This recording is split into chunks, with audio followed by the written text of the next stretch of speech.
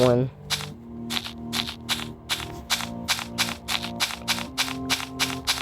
1, 2,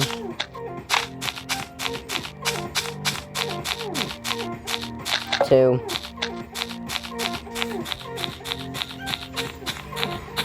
3, 3, 4, 4, 3, 4, 4, 5, 5,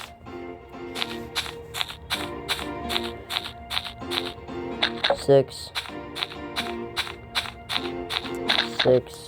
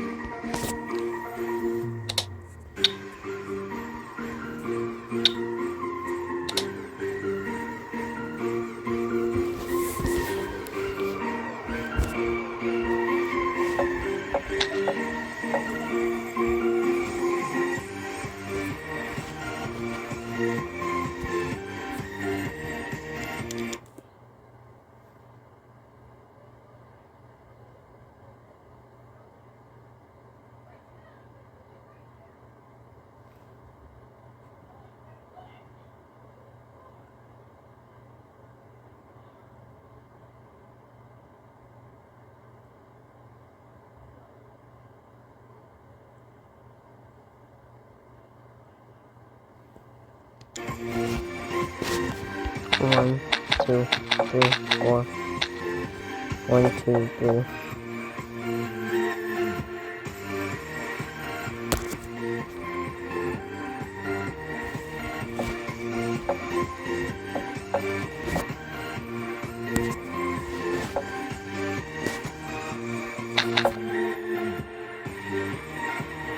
God fuck.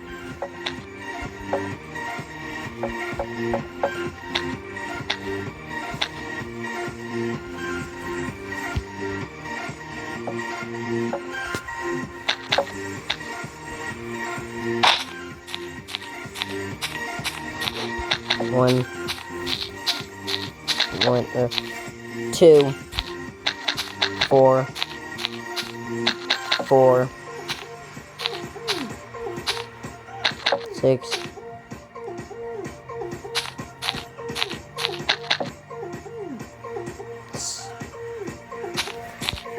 2, 3, 3,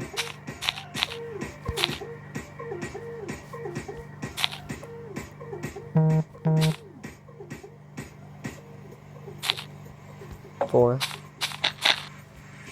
4,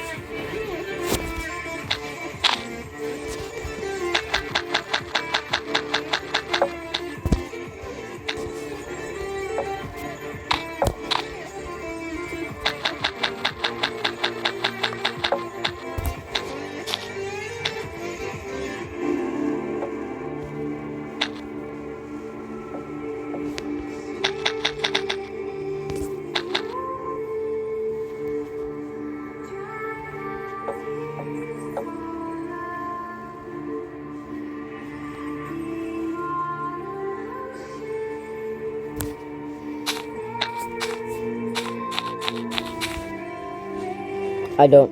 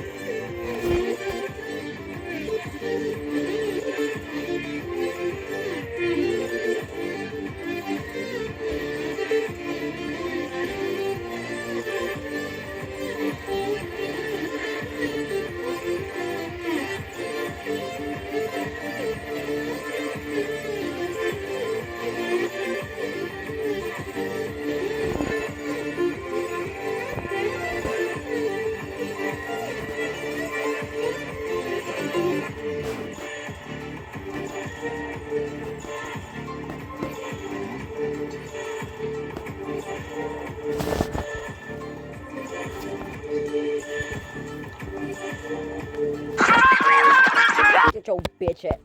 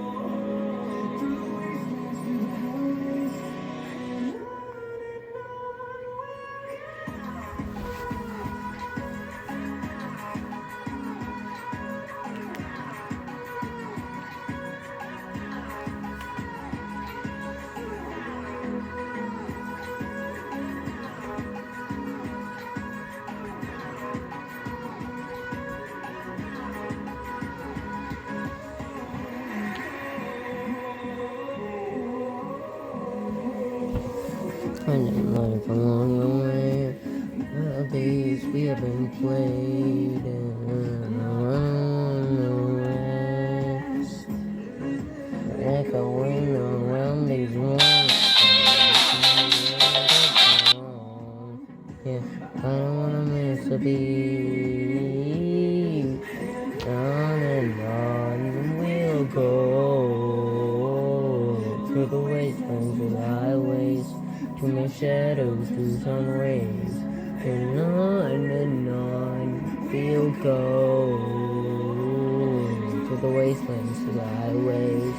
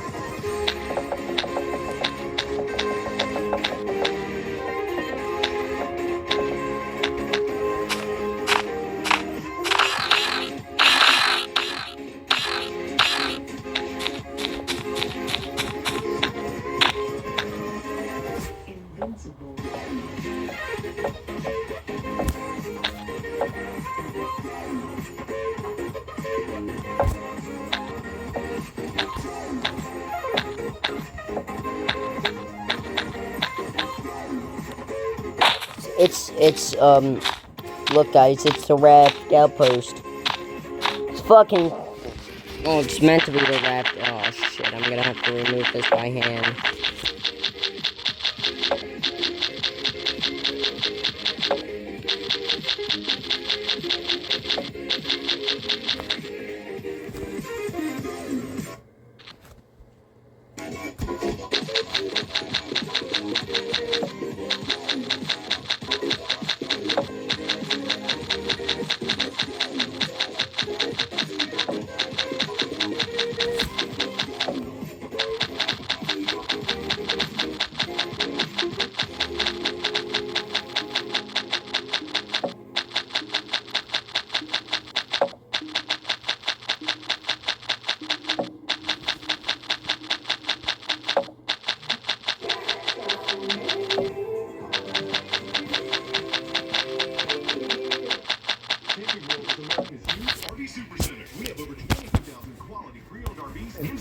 Featuring top brands like Jayco, Forest River, Grand Design, Keystone, Thor Motor Coats, Brinkley, and more. Browse the full assortment at campingworld.com today. When 2,083 minutes of Stranger Things stands between you and the final season, you could just ask Google to find the must-see episodes. Going deep on the upside Oh my god. Just ask Google. Uber Eats is bringing you savings on your favorite game day snacks. Like right now, score 40% off grocery.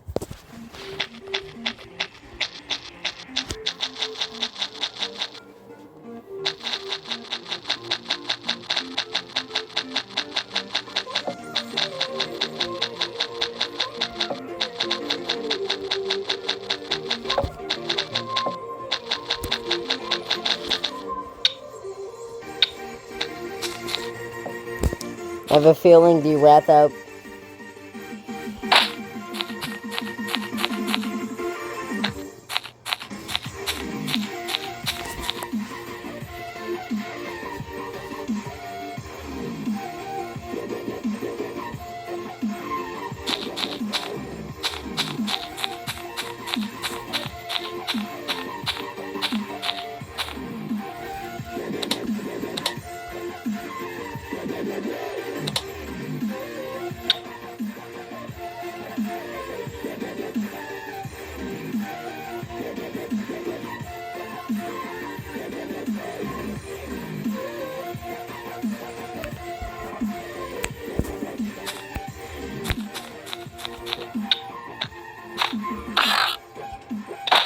Fun fact, why the fuck did I make the Wrath Outpost right here?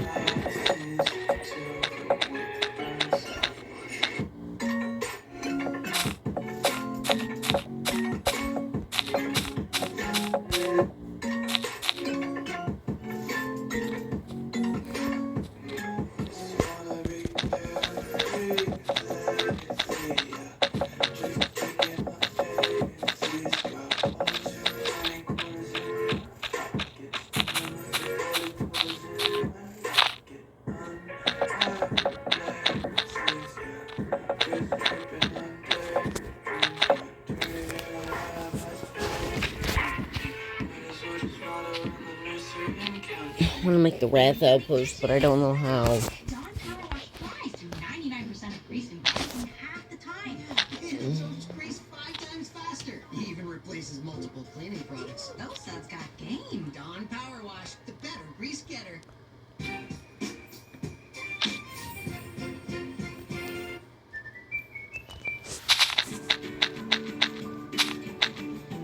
This shopping season, Because the Wrath Outpost was about like that size, I'd say. Last-minute weekly sale. Book now on Verbo. Ah, fuck it all. Oh, I won't. It's not a mindset. It's an achievement. In the GMC Sierra HD AT4X. Get 3.9% APR on 2025 GMC Sierra heavy duty models.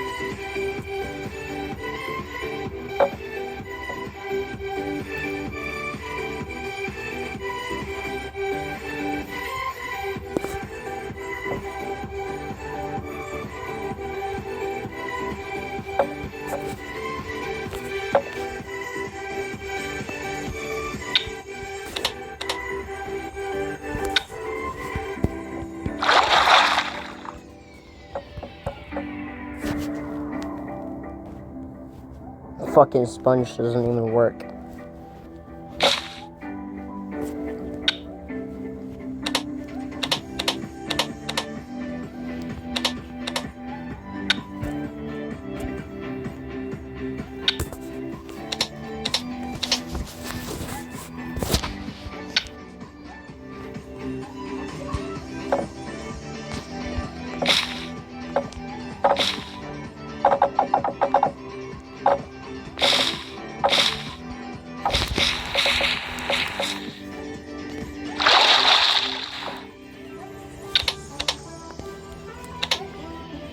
I really wish TNT could fucking blow up.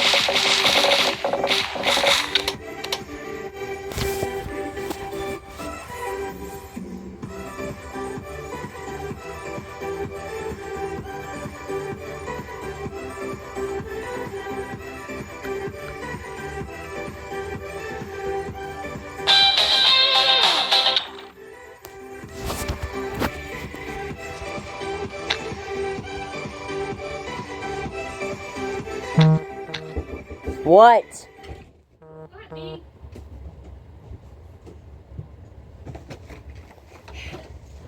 I didn't make it. Hmm? My father's going to give me the death of me. I swear to fucking God. Why?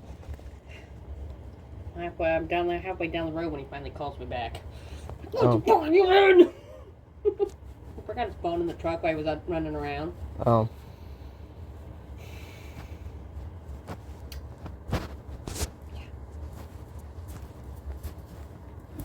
He's calling me and checking in on me today. Yes, Dad, what's wrong? Fucking worried about you today. It's just a fucking phone. Love you.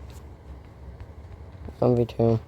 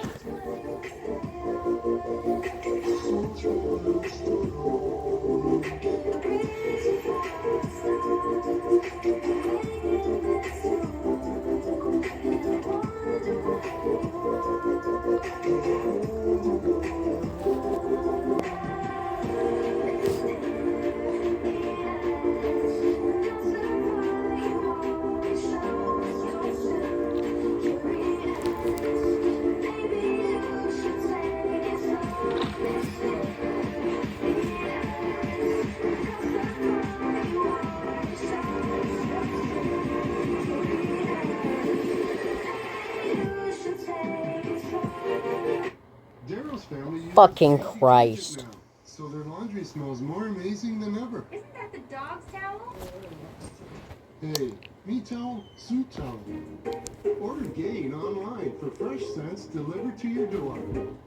Once you pop, you'll realize having a foul mouth is actually delicious.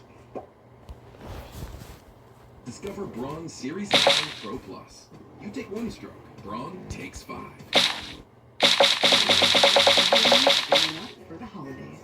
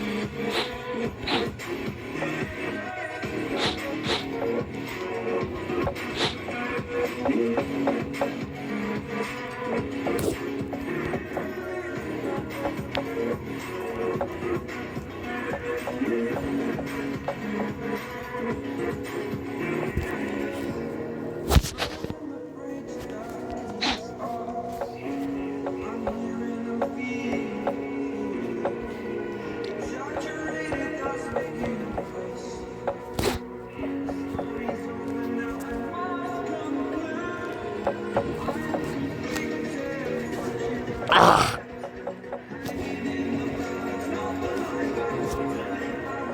Ah.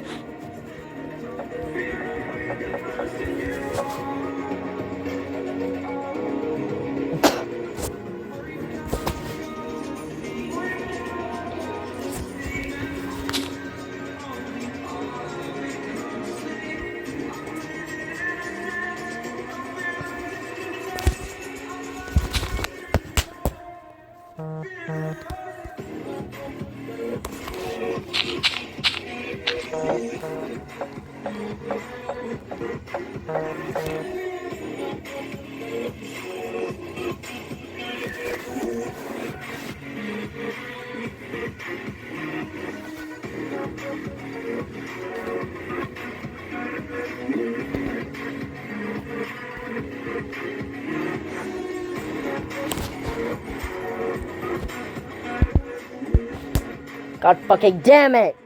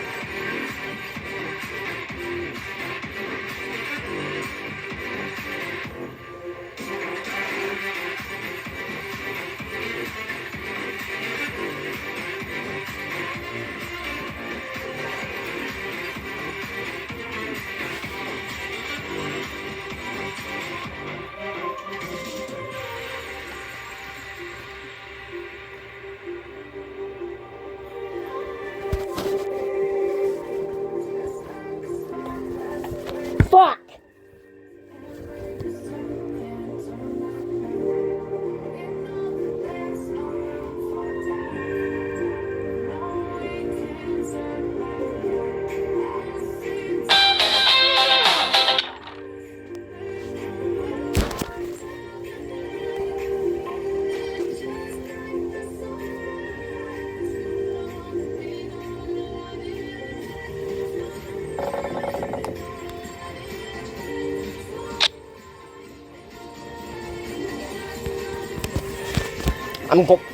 What a fucking...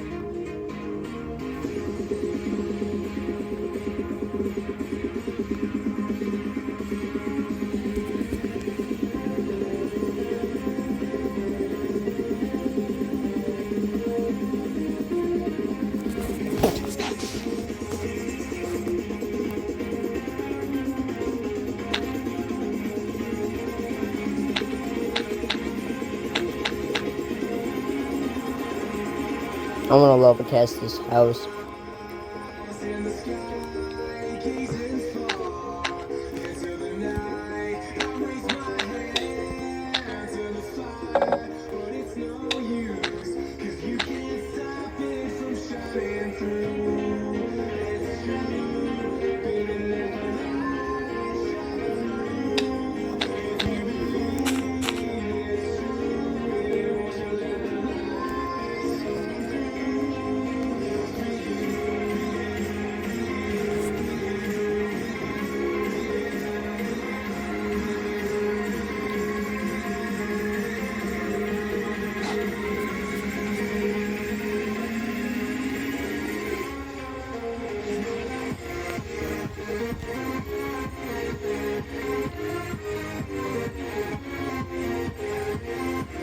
Iron House isn't even a house.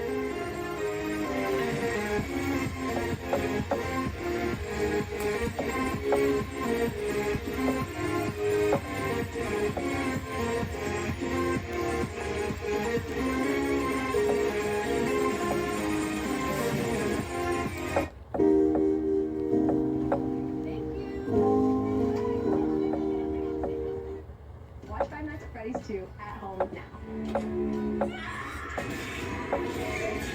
The marionette is so haunting.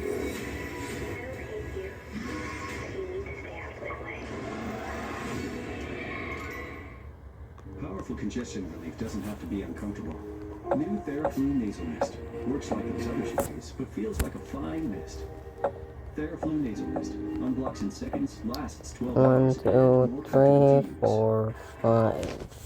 Camping World is America's used RV Supercenter. We have over 22,000 quality pre-owned RVs in stock that have been deep cleaned and odor neutralized, waste systems flushed and sanitized, and have a brand new mattress. Buy your next RV with confidence at Camping World.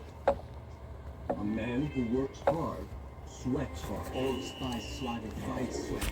So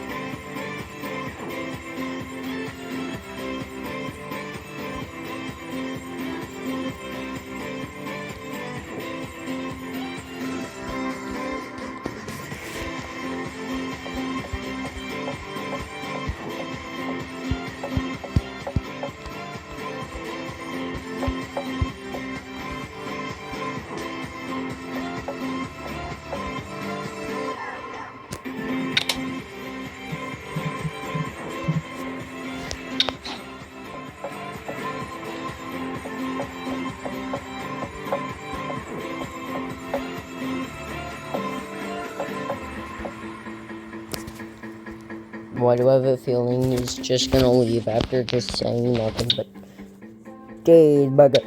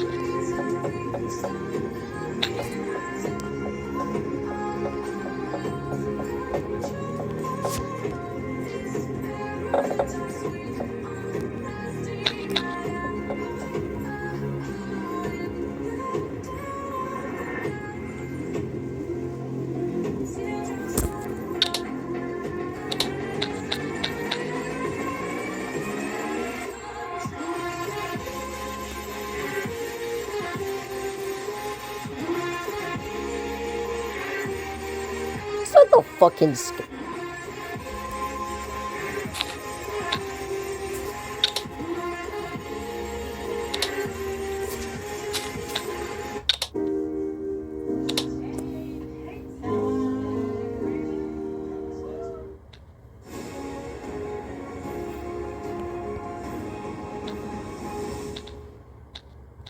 It's time to rethink what a complete multivitamin can do. Like support you as you navigate a new country. Taking Centrum Silver daily may slow cognitive aging up to 60%. Rethink cognitive aging with Centrum.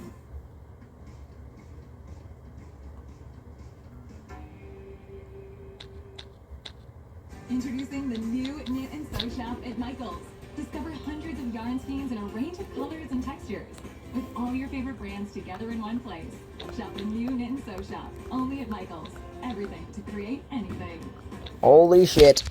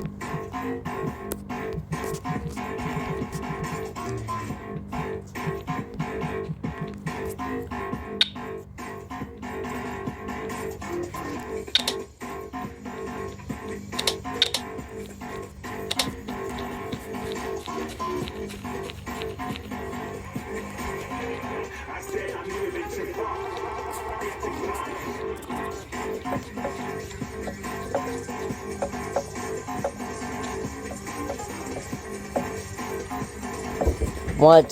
What? Figured I'd say it before you could. I'm gonna go start dinners, okay? It's almost 6:30, so. Love you!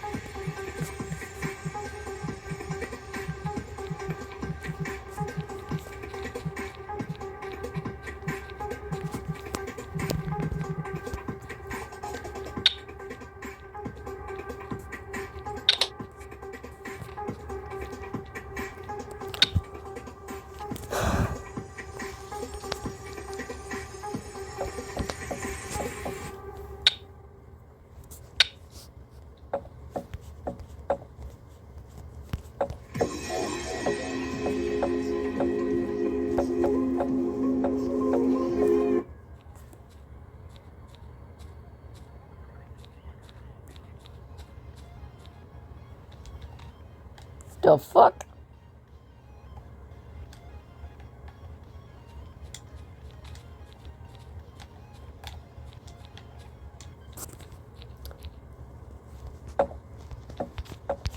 We're gonna be left without music for a few minutes.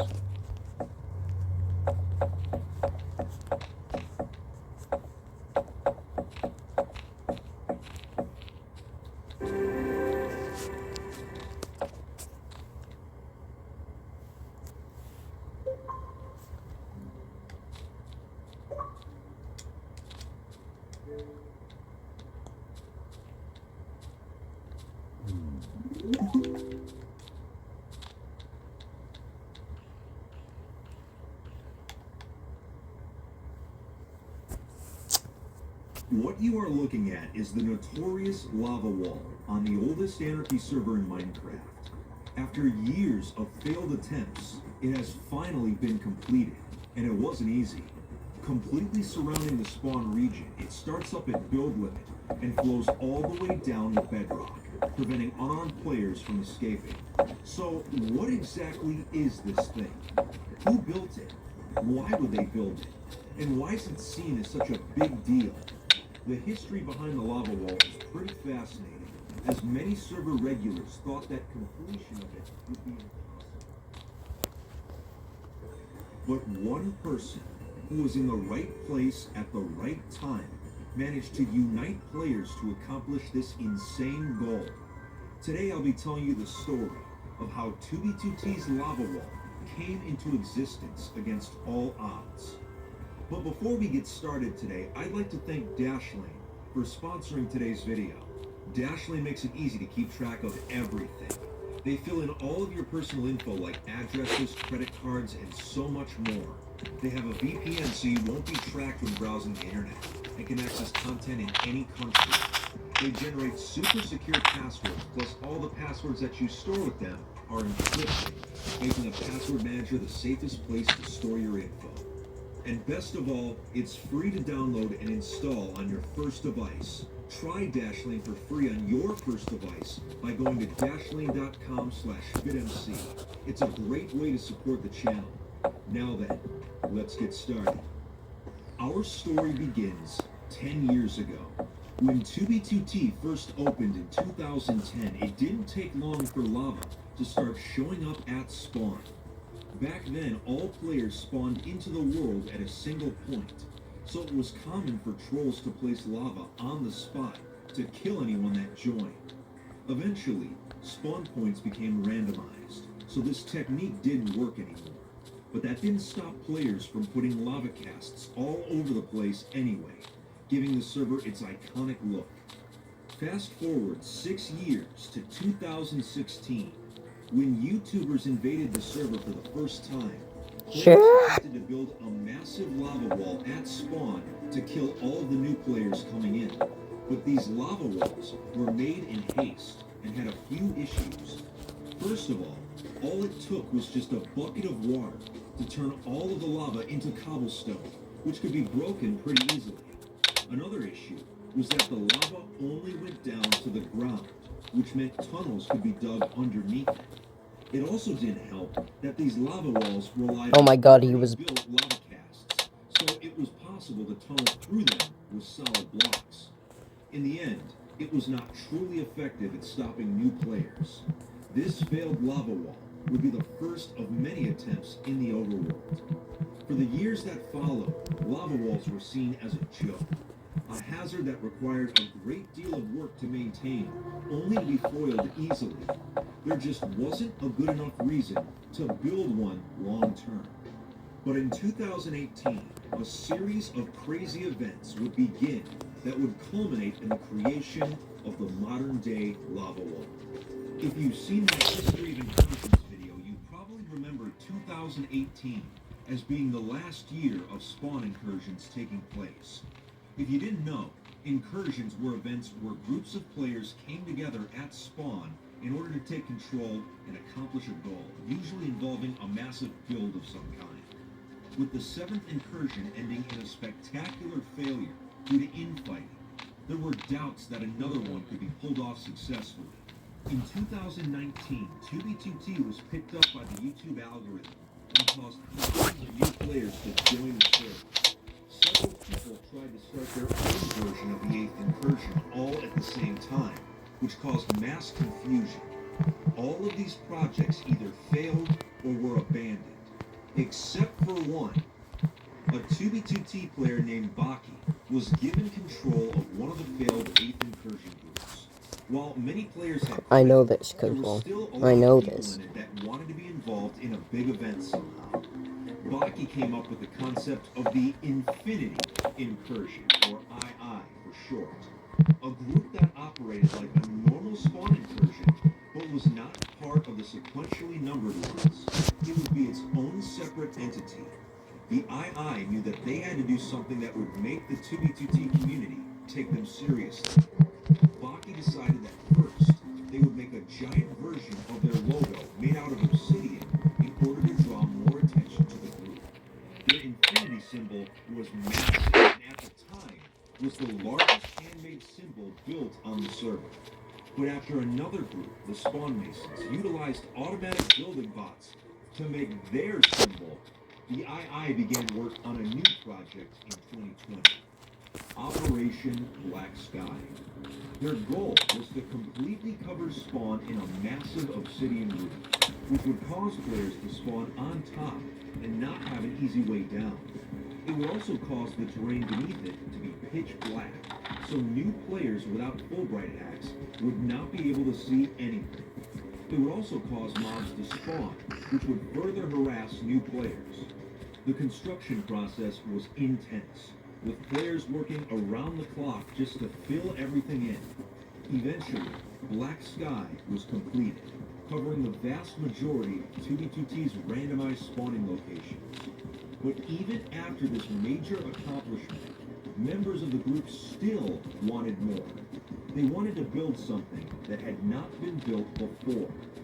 And that's when Baki knew it was time to do what every other group in the server's history had failed to do. Make a complete lava wall around Spawn that would go from bedrock to build limit. Operation Lava was about to begin. The foundation was already there. 2B2T player Thieves and Sound had already created a massive trench at Spawn that went all the way down to bedrock. This would allow lava to flow from build limit all the way down to Y level 0, making it almost impossible for new players to get through safely. The project was going to require 48,000 lava source blocks, plus an additional 200,000 pieces of obsidian at build limit that would protect the source blocks from being reaped or removed. Over a period of 10 days, 80 people worked around the clock to place all of the lava and obsidian. By the end of the 10 days, the most sophisticated lava wall in the server's history had been completed, going from build limit to bedrock, something the player base had thought to be impossible. The Infinity Incursion had proved their legitimacy to the 2B2T community. So now the question is, does the wall actually work? To test this, I'm going to log into 2B2T with a brand new, fresh account, just to see if we can get past this thing. Here goes nothing. Alright, here we go. And would you look at that, we spawned just barely past the obsidian sky, so that's one less thing we have to do right now.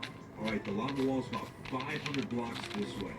As we get closer to the lava, I just want to say, if you're enjoying the video so far, consider hitting that subscribe button.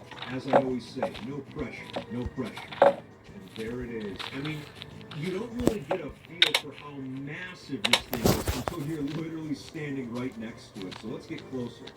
So far, there doesn't seem to be a safe way through. I mean, I see some bridges trying to go through the wall, but without gappers, we can't really do anything. Someone had the right idea, but it looks like we can't really get through that easily. Darn it. But that gives me an idea. You know what? Let me find some dirt and some gravel real quick. I have a plan to get through the lava wall. Okay? Even people like me have to get their hands dirty once in a while, okay? All right, it looks like this tunnel is partially complete. It doesn't go all the way through though, but what we can do is first, let's plug up the sides of the tunnel so that way we don't touch the lava on accident. Now, if we were in vanilla, we would not be able to get through this. But because I'm using a hack client, I can actually use FreeCam to interact with blocks in unusual ways. Using FreeCam, I can get outside of the tunnel and start placing the block, but in order for this to work, we need to actually wait for a lag spike. And if I keep spamming the block, and just walk up a little bit closer, this ought to do it. I don't want to get burned, so like I said. Here we go, let's try it. Come on. It works. Okay, so this might take a while, but we can get through the lava tunnel by doing this, by interacting with these blocks.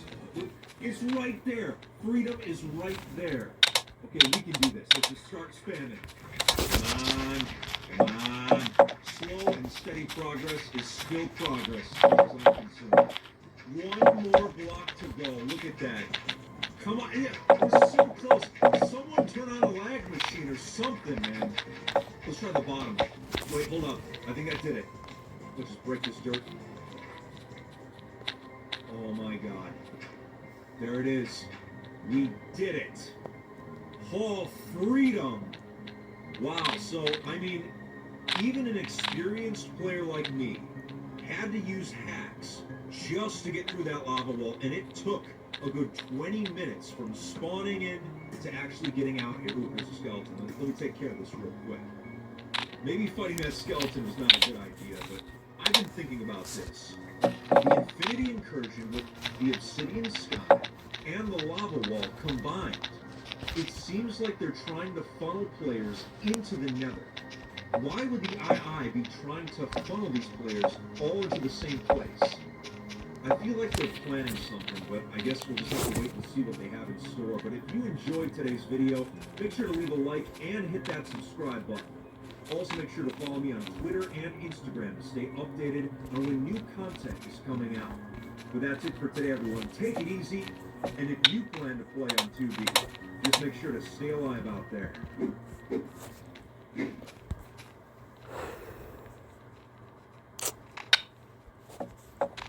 It's the New Year Super Sale at Denver Mattress, where the more you buy, the more you save.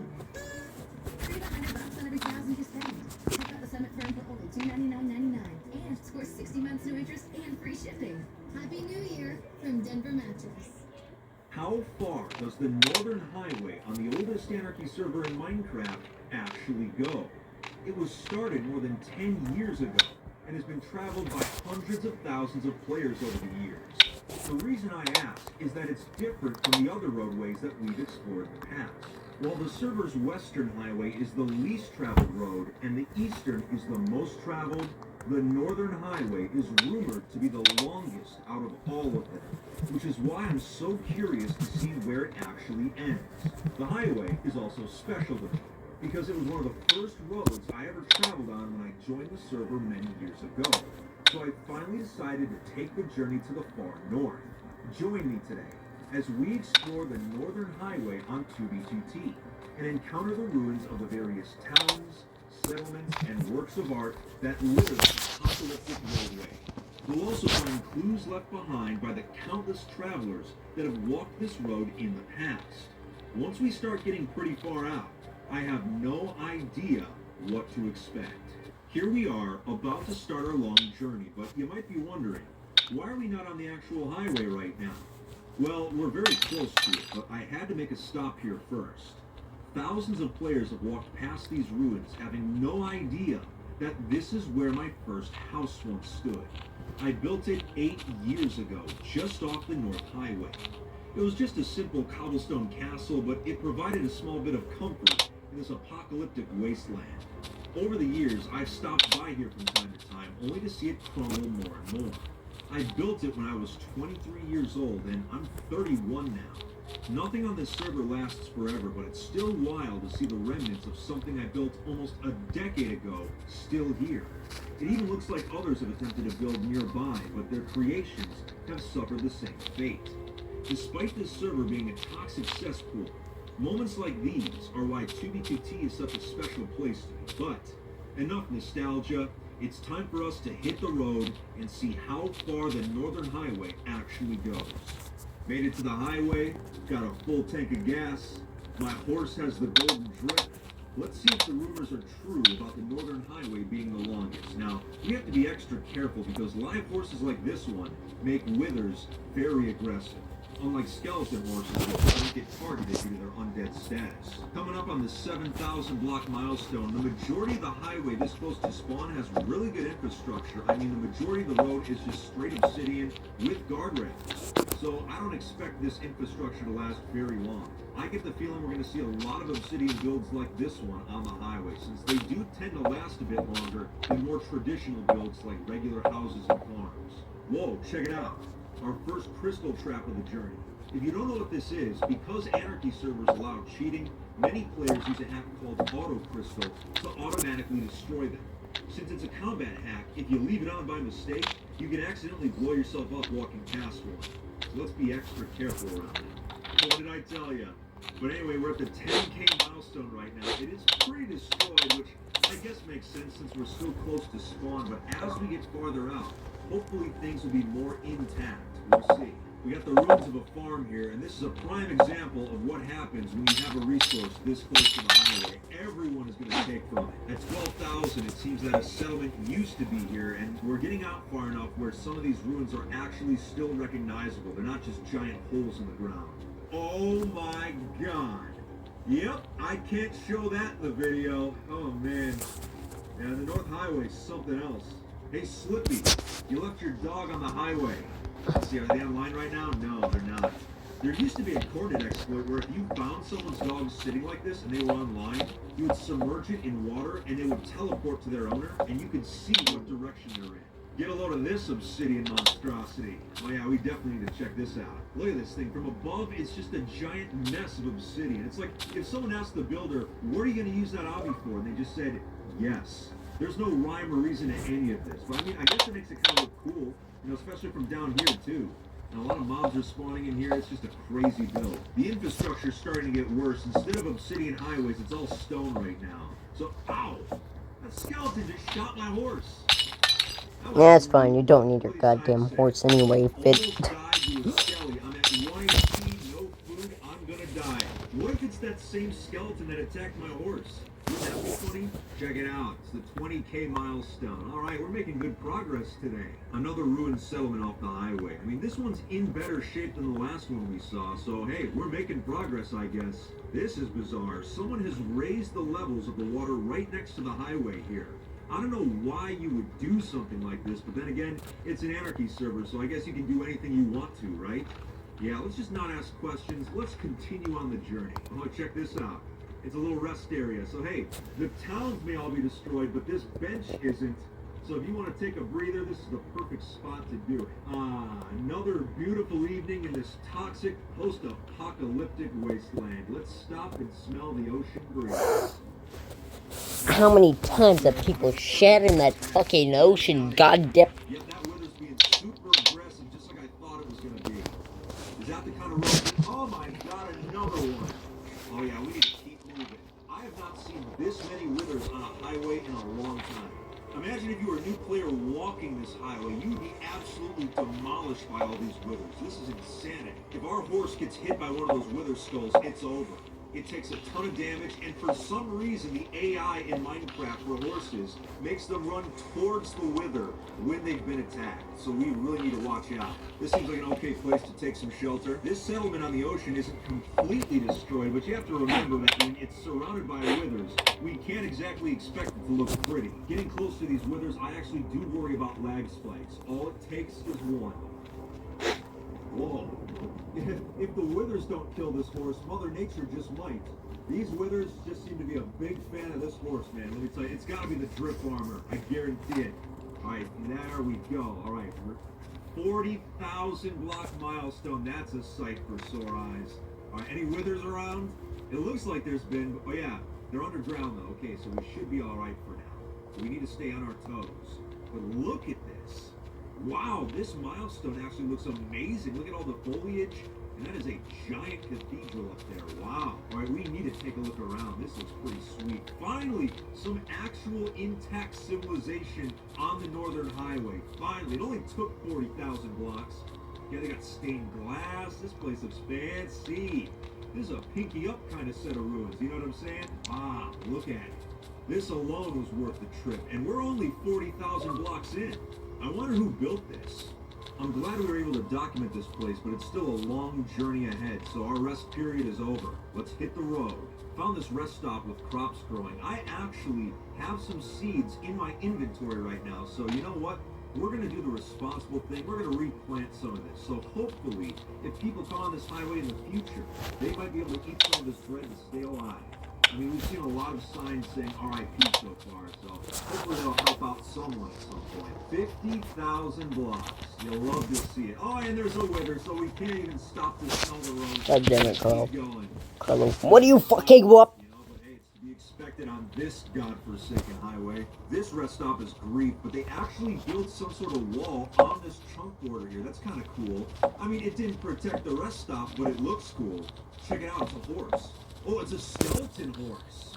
You know, skeleton horses would make it easier for us to get by withers, but you know what? We've brought this live horse this far. I don't want to abandon it right now. You know what? I'm going to keep the skeleton horse here. Someone else can take it. We're going to continue with the horse we've been using. You know what? If we start something, we're going to finish it. This house suffered the same fate as my original house. You build close to the highway, it's going to get grief. Such is the cycle of life on 2B.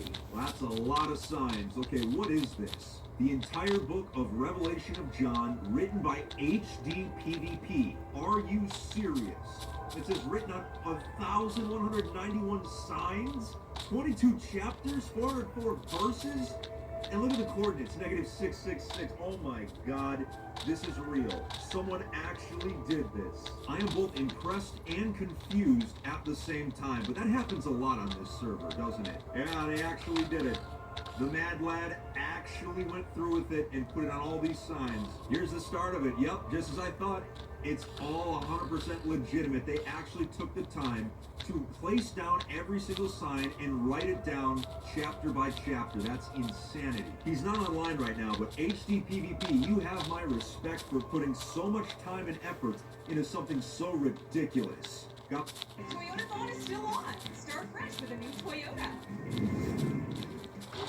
Nice. Every new Toyota comes with Toyota Care. That's the value you can expect from Toyota. Toyota, let's go places. From head to toe, magic makes easy. God. I'll be right back.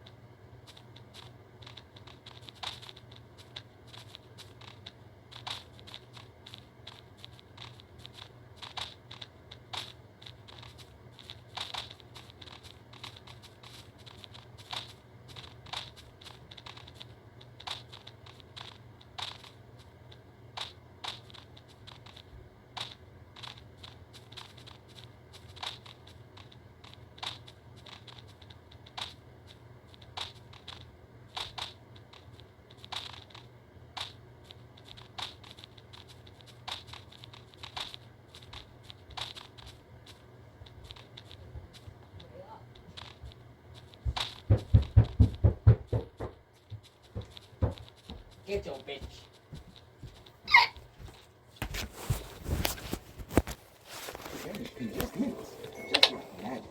your spoon. With the Delectables Lickable Spoon Treat, any time is a good time for a little spoonful of love. Delectables Lickable Spoon. Deliciously delectable Delectables. Join Planet Fitness for $1 down, $15 a month, and pay nothing until January 17th. Deal ends December 31st. Discover a stunning selection of faux flowers in Hobby Lobby's floral department. Whether your specialty is bouquets, fairy gardens, centerpieces, terrariums, or wreaths, you'll find everything you need to create something beautiful. Can I find 2B2 Tip? Take a look. Oh, that's kind of cool. They're all thanking the builder for making this bridge. That's surprisingly wholesome for a server like 2B. Oh, we got another settlement. Let's take a look. It says, "Welcome to Hotel Roadsters." And then RIP Roadsters Hotel right next to it. Yeah, that makes sense. They built it smack dab in the middle of the highway. But you know what? We're so far out now that even though they built it right on the road, it's still recognizable. That's actually kind of cool. We've been on Ocean for a few thousand blocks now. I think this right here might be one of the big oceans that was generated in the older versions of Minecraft that can span for tens of thousands of blocks. I guess we'll see. We made it to 100,000 in one piece. All right, we're making good progress today. I mean, the milestone looks exactly like I expected it to. I mean, it's just random cobblestone and signs. Not too much fanfare, but hey, I'll take it. If the rumors about this highway are true and it actually is the longest, our journey is far from over. We might be going potentially hundreds of thousands of blocks. God damn it. So we have to be ready. Considering I've had to stare at nothing but ocean for tens of thousands of blocks, if you hit both the like and subscribe button right now, you're a legend. It's good to have you on this journey with me, but hopefully we find some land soon. It's been 20,000 blocks since the milestone, and this is the first interesting thing we've really come across since then. It appears to be a forest highway, but all the trees have burned down, man. All it takes is one flint and steel to ruin all this hard work, but hey, that's life. Wait a minute. Is this what I think it is? No way. After going almost 50,000 blocks, we have finally found land again. I hope it's not just a giant island. It is. Green Hills, I think this is legitimate. Let's look around. Oh yeah, finally land home. As we get farther from spawn, the roads have been getting less and less sophisticated. I mean, what started out as obsidian with guardrails has turned into basic bridges and dirt pathways. You know, if this trend continues, there's going to be nothing left by the end of the road. Turns out if you want to see an intact building right on the road itself, you have to go 141,000 blocks away from spawn. So enjoy the walk. I'm kind of surprised, but there's actually a milestone here at 150K. The reason I'm surprised is because as we're getting farther out, the frequency of just finding things has been going way down. So as we get closer to around 200,000, I would not be surprised if there's just no milestones. The roadway has become so basic that it's just a single path of dirt and wood planks at this point. So we must really be getting down to the wire here. There's no way the highway can go that much farther. This single pathway is the only sign of civilization out here, so we have to be getting close to the end of the highway, right? Right? Are you sure about that? Negative 762. I bit off a little more than I can chew, but for real, you guys have not missed anything in the past 600,000 blocks. Other than the occasional vibrant farm, there hasn't been a whole lot going on. Now, I did some more research, and it turns out that this overworld highway was single-handedly brought to over 700,000 by a player named Swervin777. But since we have this information, I've been sticking to this road for some of the more major milestones and the more boring parts of the path. We have been able to use the nether from time to time. It hasn't been horrible. This sign is the last recorded spot of where the highway was supposed to end in June of 2020. It's been almost a year since then, so the entire road beyond this point has not been documented, which means as of now, we are traveling into the unknown. To answer our original question, we have to stick to this path until the very end. A horse down in a ravine, hey, Meso, you know, they're not online right now, but you abandoned your horse? Instead of trying to save it, you just left it there? Come on, man. The highway's gotten so simple that it's just torches whenever we go over desert, so we must be getting close to the end. But then again, how many times have I said that so far in our journey? And it's another 100,000 blocks, so you know what? At this point, I'm done speculating. let's just get to the end of this road. We've got some clues here. This is where the highway ended a few months ago, but Smiley-Lich has been continuing the road all by himself. Okay, this is finally a good sign that we might be nearing the end. Oh wow, we got something up here. That's a lot of chests. What is this? Oh, it's like a little town. That's kind of cool. Let's check it out. Oh, it's a fishing village. That's kind of cool. I mean, if we weren't on our way to the end of this highway, I'd stick around and catch some fish, but we got work to do. More signs. Let's see. Oh, Smiley-Lich, January 17th. Okay, that was less than 2 months ago, so we have to be getting close to the end now.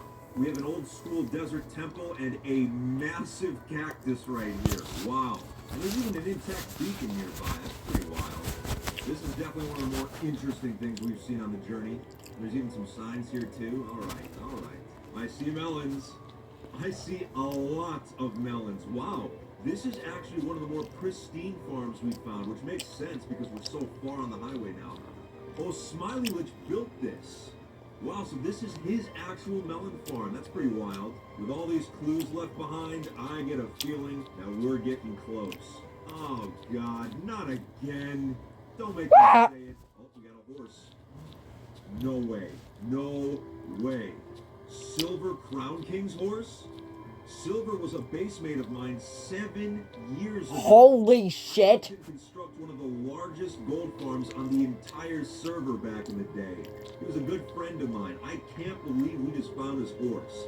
We've seen a lot of things on this highway, but finding this is the last thing I would have expected. All right, that's pretty cool. That's pretty cool. I was AFK for like 30 seconds with auto walk on, and I got disconnected. I come back, and we've got this. Well, rest in peace, buddy. You were a good Damn. horse, maybe even the best. But hey, at least I got the drip armor still. That's at least we got the drip. That's the important part. All right, I guess we're hooking it ourselves from here. Oh, look at that. Texican, you left your horse here. I mean, I'm assuming he's not using it anymore, so we might as well take it. I mean, horse theft, it's not a felony, it's a misdemeanor, so we'll be all right. Yep, we'll do just fine. All right, let's continue our journey. Wait a minute. Hold up. There's no path. Is this it? This right here, is this the end of the highway? I don't see anything else. Hold on, let me get a look in free cam real quick. Is that actually the end? Oh my goodness. Oh my goodness. We have finally done it. The North Highway extends 863,000 blocks. Well, you know what? We've made it this far. It's time for us to contribute a little bit. I'm going to dig a few path blocks just to say that I was here and I helped extend it a little bit. Oh yeah, here we go. Let's break some ground. I'm glad you could be here to see this Texican's horse. Perfect. Our original question has been answered. The North Highway goes over 863,000 blocks on the overworld. So the rumors were true. It actually is the longest of the overworld highways. I would not be surprised if someone brings it to 1 million at some point. I mean, I think it's inevitable. But anyway, if you enjoyed this video today, make sure you hit that like and subscribe. I'll be right back. Don't forget to follow me on my socials. But that's it. Take it easy, Fit Fam, and stay alive out there in your journeys.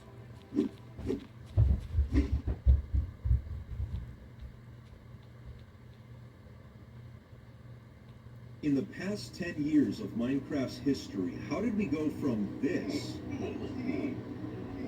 to this?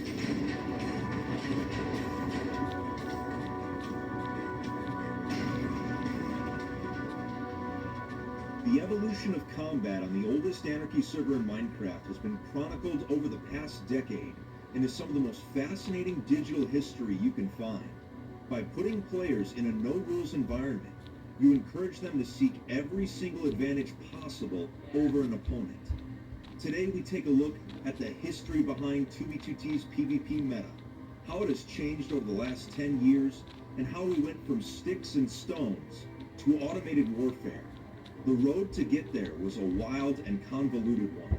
Today's video is very in-depth, and is the result of months of research speaking to longtime players and some of the best PvPers on the server today.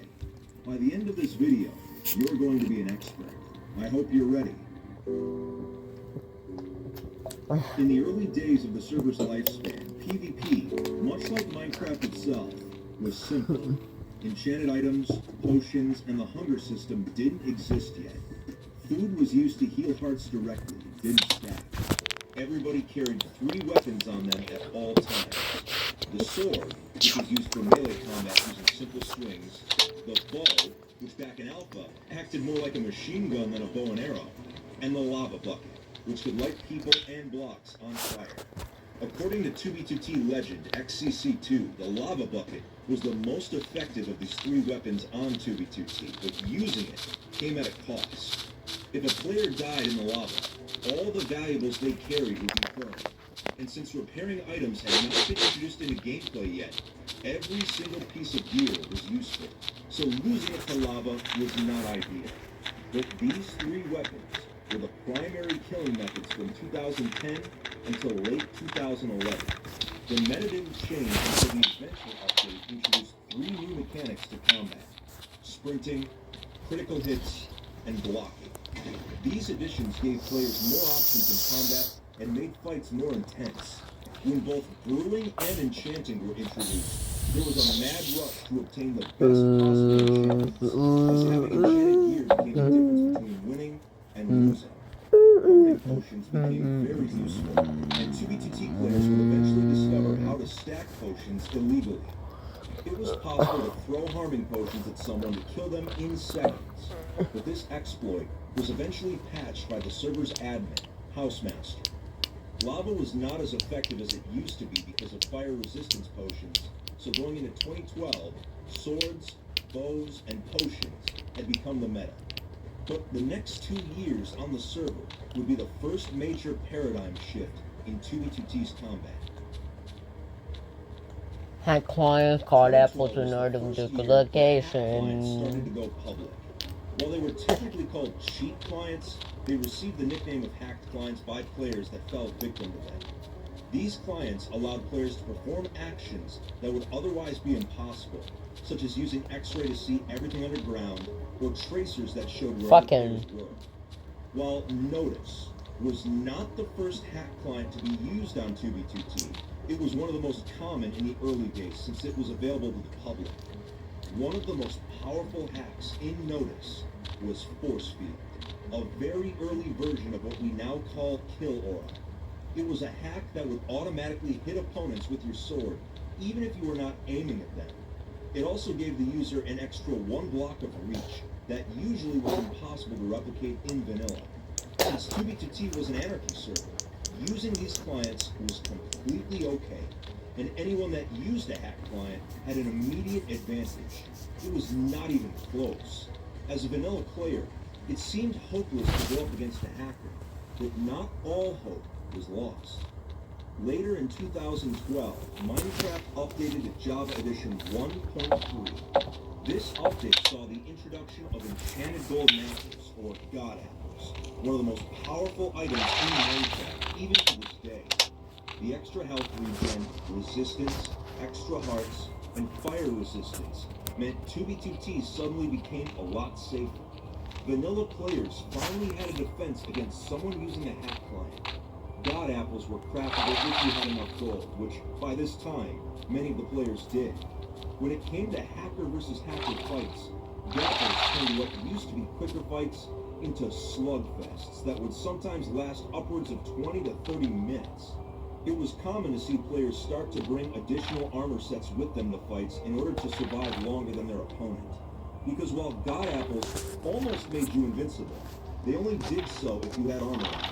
Additionally, in 2013, the minecart dupe was discovered on 2B2T and used to create thousands upon thousands of items for PvP use. It was the most powerful dupe the server had ever seen, and encouraged more players to come to spawn to PvP. At this point, according to XCC2, PvP started to become boring. Fights were just lasting far too long to be enjoyable anymore. And because of the item dupe, there was no real risk or reward for PvP. At this point, the PvP meta stagnated, and is what brings us into the next era. With the rise of hack clients on the server, it didn't take long for 2v2t players themselves to start creating their own. Players would often use them as a way to show loyalty. If you were loyal to Pyrobyte and the Valkyrians, you used Vapid, which was Pyrobyte's custom client and eventually continued by Pinoran. If you wanted to be like PopBob, you used Nhack, which was a client created by PopBob and later continued by iTristan. As the clients updated, it became a race to see which one could outperform the others. Fights usually came down to inventory management, but if both opponents were equally geared, the better client would usually win. But this was not always the case. Even without the best hacks, it was still possible to win if you had actual PvP skill and strategy. The most famous example of this is the now legendary fight where Kingaros, the greatest traditional PvPer in 2v2t history, fought PopBob and iTristan at the same time and won. Kingaros' client was incredibly simple and did not have any advanced combat hacks. The reason he won was mainly because of his PvP knowledge and techniques. For example, block hitting, S-tapping, and W-tapping, common tactics used to combo opponents and manipulate your own hitbox, were human techniques that could not be replicated properly by a hack client at the time. Kingaros also allowed himself to take knockback during the fight. This is because Kingaros had discovered early on that using an anti-knockback hack actually degraded your own armor faster, something that the majority of the community would not discover until years later. Through sheer force of will, he managed to overcome the odds and win the fight against opponents with superior clients. But outcomes like this were not typical. While the race to create the best hack client was well underway, there was a secret development during this era that would have a major impact on the server in the future. Pyrobyte and iTristan managed to use their backdoor access to the server to create weapons with a sharpness value of 32,000, nicknamed the Super Weapon. They could kill opponents instantly, one hit. While the exact date of their creation is unknown, I personally remember seeing one with my own eyes as early as April of 2015. Because they were so rare, they had zero impact on the actual PvP meta. When Housemaster tried to eliminate them, a few of them survived in stashes that were sitting in unloaded chunks. Their rediscovery years later would have major ramifications. But in the spring of 2016, 2v2t updated the Java Edition 1.9, and the update that would forever remove Thor as the primary weapon on Anarchy server. While the new Minecraft update brought exciting features such as shields and elytra, it's also the update where end crystals became craftable. This powerful explosive did the same amount of damage as a charged creeper explosion, and can be placed on both bedrock and obsidian. But for the first few months of the update on 2v2t, their power was relatively unknown. Melee combat was still dominant. While kill aura still functioned even while using shields, the added hit delay of melee weapons made fights even slower than they already were. It was around this time that the Russia War began on 2v2t, where swords, axes, and bows were the primary weapons. This would be the last time traditional combat would see widespread use on the server. During this time, 2v2t player Bubba J began to experiment with end crystals. During the fourth incursion, he ignited one as a joke, and it ended up accidentally killing several of us at once with no warning. While it was hilarious at the time, this stunt caught on camera is what would begin the evolution of the crystal meta, still seen to this day. Crystals could kill an opponent in full protection 4 armor in one hit if the difficulty was set to hard, which on 2v2t rarely did. You could maybe survive 2 or 3 hits if you had grapplers. But such a powerful item made traditional combat almost useless overnight. While they were incredibly powerful weapons, they were expensive to create, and beds in the nether were a much cheaper alternative. Suicide bombing became an actual tactic. This explosive meta became widespread in the fall of 2016. Kingaros, in his final stint of time on 2B2T, is seen here bed-bombing people in the nether. He would act like an innocent new player, walk up to someone, and then kill them instantly. There was no real way to defend against this tactic, so most players preferred to PvP in the overworld, where you were less likely to be killed by one of these attacks. With the 1111 dupe in November of 2016, Crystal saw their first widespread duping, and it became common for players to carry around stacks of them, in addition to Obsidian. Actual Crystal fights during this time often didn't last long, because there was no real way to defend against them. But in very late 2016, with the introduction of the Exploration update to 2B2T, Totems of Undying were added, which allowed a user to be revived upon death. This acted as a safety net, so that you could actually survive End Crystal and Bed Explosion. This item single-handedly ended the Suicide Bomber meta, and many PvPers that had been afraid of going near spawn slowly began to return. From here, in early 2017, Auto Totem was developed into hack clients, which automatically put extra totems in your offhand when one was used up. From here, the Crystal meta began evolving quite rapidly, such as Auto Crystal and Crystal Aura being developed, allowing the user to automatically place crystals and detonate them without even aiming. By this point, PvP on 2B2T and other Anarchy servers was so radically different from normal Minecraft PvP. It was almost like an entirely new game. But Swords would make one final comeback in the most unexpected way possible. In the spring of 2017, a stash of super weapons that had been created by Python and iTristan years earlier had been rediscovered, and the weapons were taken from them. It was during this time that I was given my very first set of duped super weapons from Alpha Computer, and we killed players at spawn using them for fun. One swing of the weapon instantly popped a user's totem, so using Kill Aura with a super weapon could kill opponents much faster than crystals. This didn't last long though, as Housemaster patched them, so that if you tried to wield one, it would instantly revert to sharpness 5 instead of 32,000. We hid the remaining super weapons most of the houses are abandoned. over the course of the next year. We knew that if we kept them secret long enough, we would eventually discover a way to use them again. And sure enough, in 2018, it was discovered that by keeping them in a hopper, you could put one into your inventory using a hack client and walk around having it be fully usable, though the limitation was that you had to stay within about 30 blocks of the hopper. After this method was discovered, Alpha Computer began selling his surplus super weapons to people for real-world money and made quite a fortune by doing this. It didn't take long for these shulkers of super weapons to be duped and mass distributed to the public. This is the first time crystals have been challenged as the primary PvP method in almost 2 years, and their widespread distribution would once again evolve the combat meta, bringing us into the present era. By 2019, 2B2T had been on the same version of Minecraft for almost 2 years, Java Edition 1.12 or the World of Color update. Spending this many years in the same update meant the only way to innovate and move the PvP meta forward was with new hacks that would give advantages over other hackers.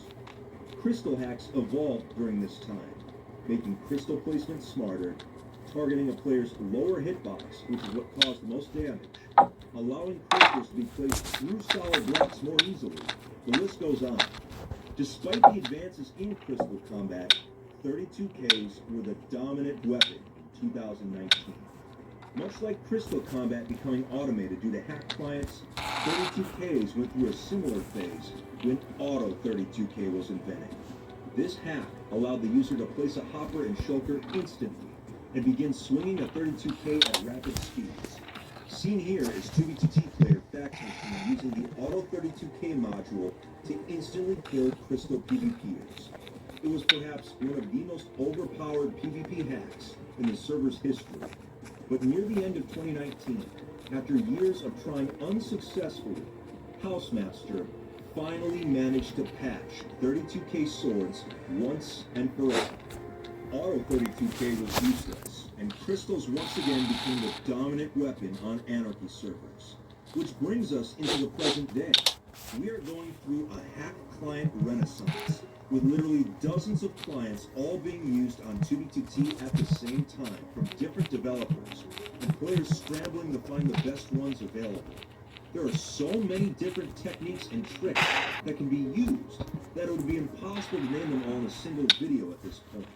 I recently had the chance to train with one of the best PvPers on the server right now, Wasabi, and it made me realize just how advanced PvP has actually become.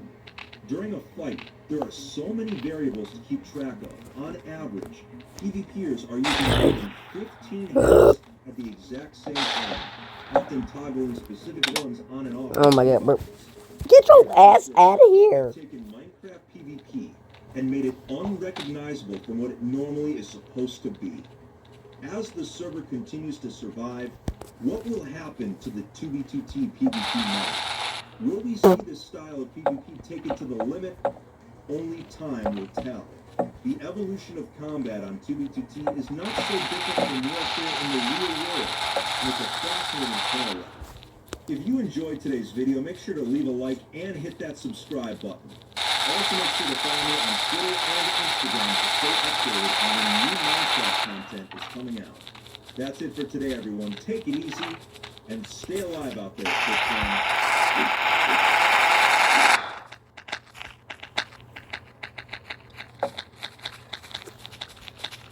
Feeling healthy by leaps and bounds. Making a dinner that makes their whole day. And giving your best friend the best nutrients for their best life. Science did that.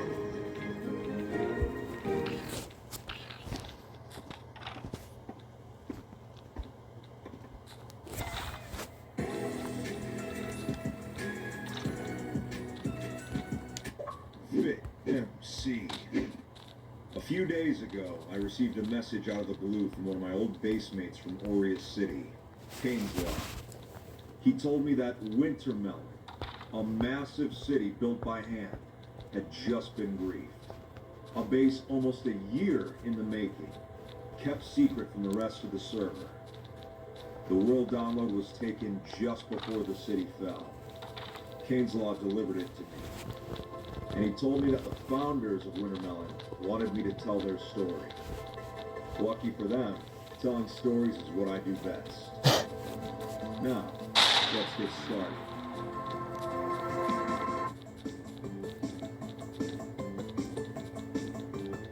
.2b2t.org is the oldest anarchy server in Minecraft. There are no rules. Hack, cheat, steal, lie. Nothing is off limits. Wars, battles, builds, and betrayals have all happened here. As with anything related to 2b2t, viewer discretion is advised. Welcome to the world's worst server.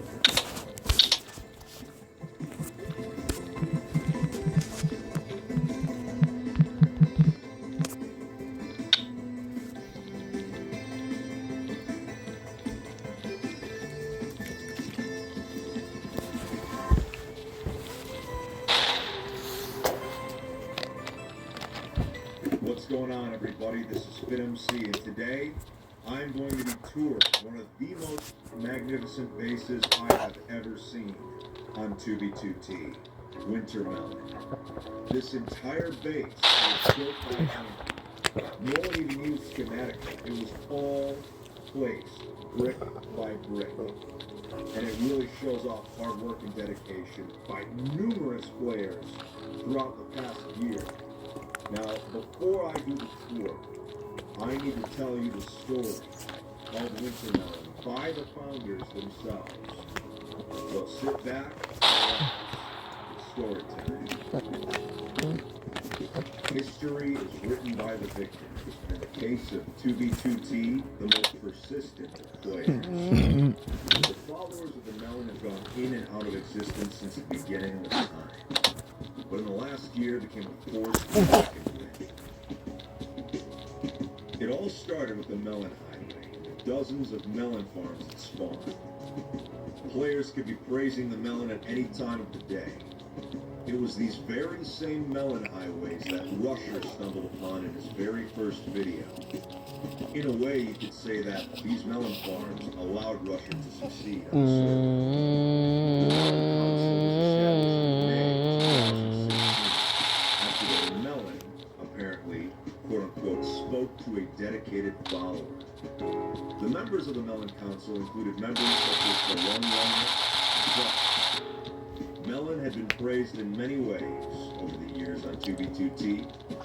Dozens of Melon churches have been built, Melon sanctuaries, and Melon monuments. What the fuck? The city of Acacia, started by the Lone Loner, Thuffer, Urban X-Risk, and DeGray, was the Holy Melon City.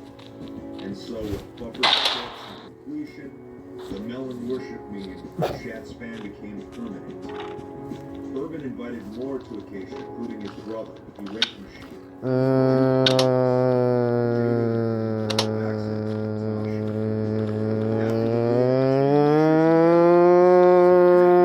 Rusher and I had made peace. The city of Wintermelon was founded by Tashi and Vaxxant, looking to expand their influence. What started out as just a lone tower build and underground storage area by Tashi soon turned into something more. Taking a chance, the pair encountered a player on the Nether Highway, Aaron Alba, and after a brief encounter, invited him to their new city. Even though many members became associated with other groups, such as the Fourth Reich and Goodwill Trading Company, for most of the 7 months, Wintermelon existed as a place of riches, peace, and prosperity. Wintermelon is probably the greatest example of post-war prosperity to the CT. It cautiously welcomed both new and old players. Its power peaked higher in mid-October when Mr. Chocho independently figured out the drop that would soon be known as the 1111 Duke. Although it's unclear whether anyone knew about this Duke before Wintermelon, they had it for an entire month before it became public. And so for almost 4 weeks, they duped and duped and duped, and hoarded large amounts of items, sometimes even showing them off at spawn. With the series of dupes that occurred in the winter of 2016 through 2017, many players at Wintermelon lost interest and became inactive. Tashi became inactive for weeks on end because of work and his pursuit of graduate school. Many others also had to focus on high school and college alike. In early 2017, Tashi tried to revitalize the place and went out to base at other bases like Callisto in search of trusted builders to bring back to Wintermelon. This eventually led to the invitation of Tenaxis, Jumbo Warrior, and Octopia. At some point, Sato also expressed interest in joining to build. It appeared to us that Wintermelon, with its 17 members, was going to be one of the greatest cities on 2B2T. But just with the blink of an eye, it fell. Someone had leaked the coordinates, and according to Kane's Law, they have a strong suspicion that it was one they had many problems with in the past. He didn't say a name, but he says they pretty much know. The Fourth came in, and just like that, the chapter of Wintermelon was over. Talk about a story, jeez. I'm tired just from telling it to you. Hopefully you're not asleep by now, but here we are at the city of Wintermelon, just hours before it fell. This exact world download shows the base in its final moments, before its inevitable destruction. Now luckily, with permission by the owners, this entire base will be going on Project Vault to live forever in 2B2T's history, but we're going to go ahead and tour the place. Outside of what was told to me, I really don't know much about this base, so we're going through it as if we were one of the members, and I guess we're going to uncover its secrets little by little. Let's get started. Okay, let's go. Ooh. Jeez. Okay. Come get this. That was easy. Now, here's like a ladder down, but you might as well jump. I believe I'm currently wearing one of the members' armor. Yeah, sure enough. Tashi Field Mechanic jacket. Nice. So, yep, we've got feather falling for us, so we can make this jump. Hello. Ooh. Still kind of hurts though. Just a little bit. Alright, we're gonna head out this way. And it looks like this entire bridge has been completed. Wow, you can just tell the amount of work that already went into this thing, even though it wasn't even completed. Look at that. Holy cow. There's more space over this way. We're gonna hop down here. What does this say here? Wintermelon Southern Architects, Tashi Construction Incorporated. Wow. These chests? No, not really. We have a ton of this base to see. Hopefully I can get it all done in one video, but I guess we'll see, won't we? If we go over this way. Oh, what's this? It says Wintermelon City and Iowa Springs. Oh, I think this is where they actually held Spleef games. Wouldn't that be something? Spleef on 2E2T, that's a good one. Oh, wow. This is pretty detailed right here. Oh, and they got the fire above the actual Spleef pit. I like that. That's pretty funny. They've got the cobwebs so you can't escape. Wow, this is a savage Spleef arena. Holy cow. And this looks great. This is like something to see in Spleef League for sure. Alright, let's keep moving on. I like the little waterfall there. That's a nice touch. And it looks like this is the start of the town area. So Wintermelon City is that way. But here we have, let's see, Armory and Spleef Cup Hall. Wow, so they actually did like this Spleef. That's pretty awesome. Please be frugal when taking public armor. This is for everyone. Well, hopefully they were good at sharing. It's a pretty cool Smith area. I really do like the Wintermelon banners. They actually do look like winter melons of all things. Very cool.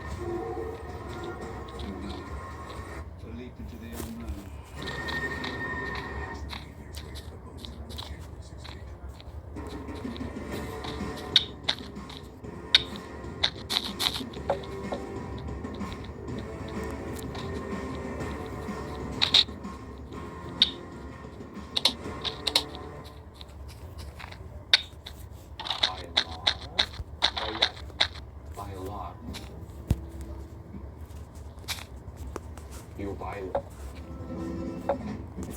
Bailo con grazia.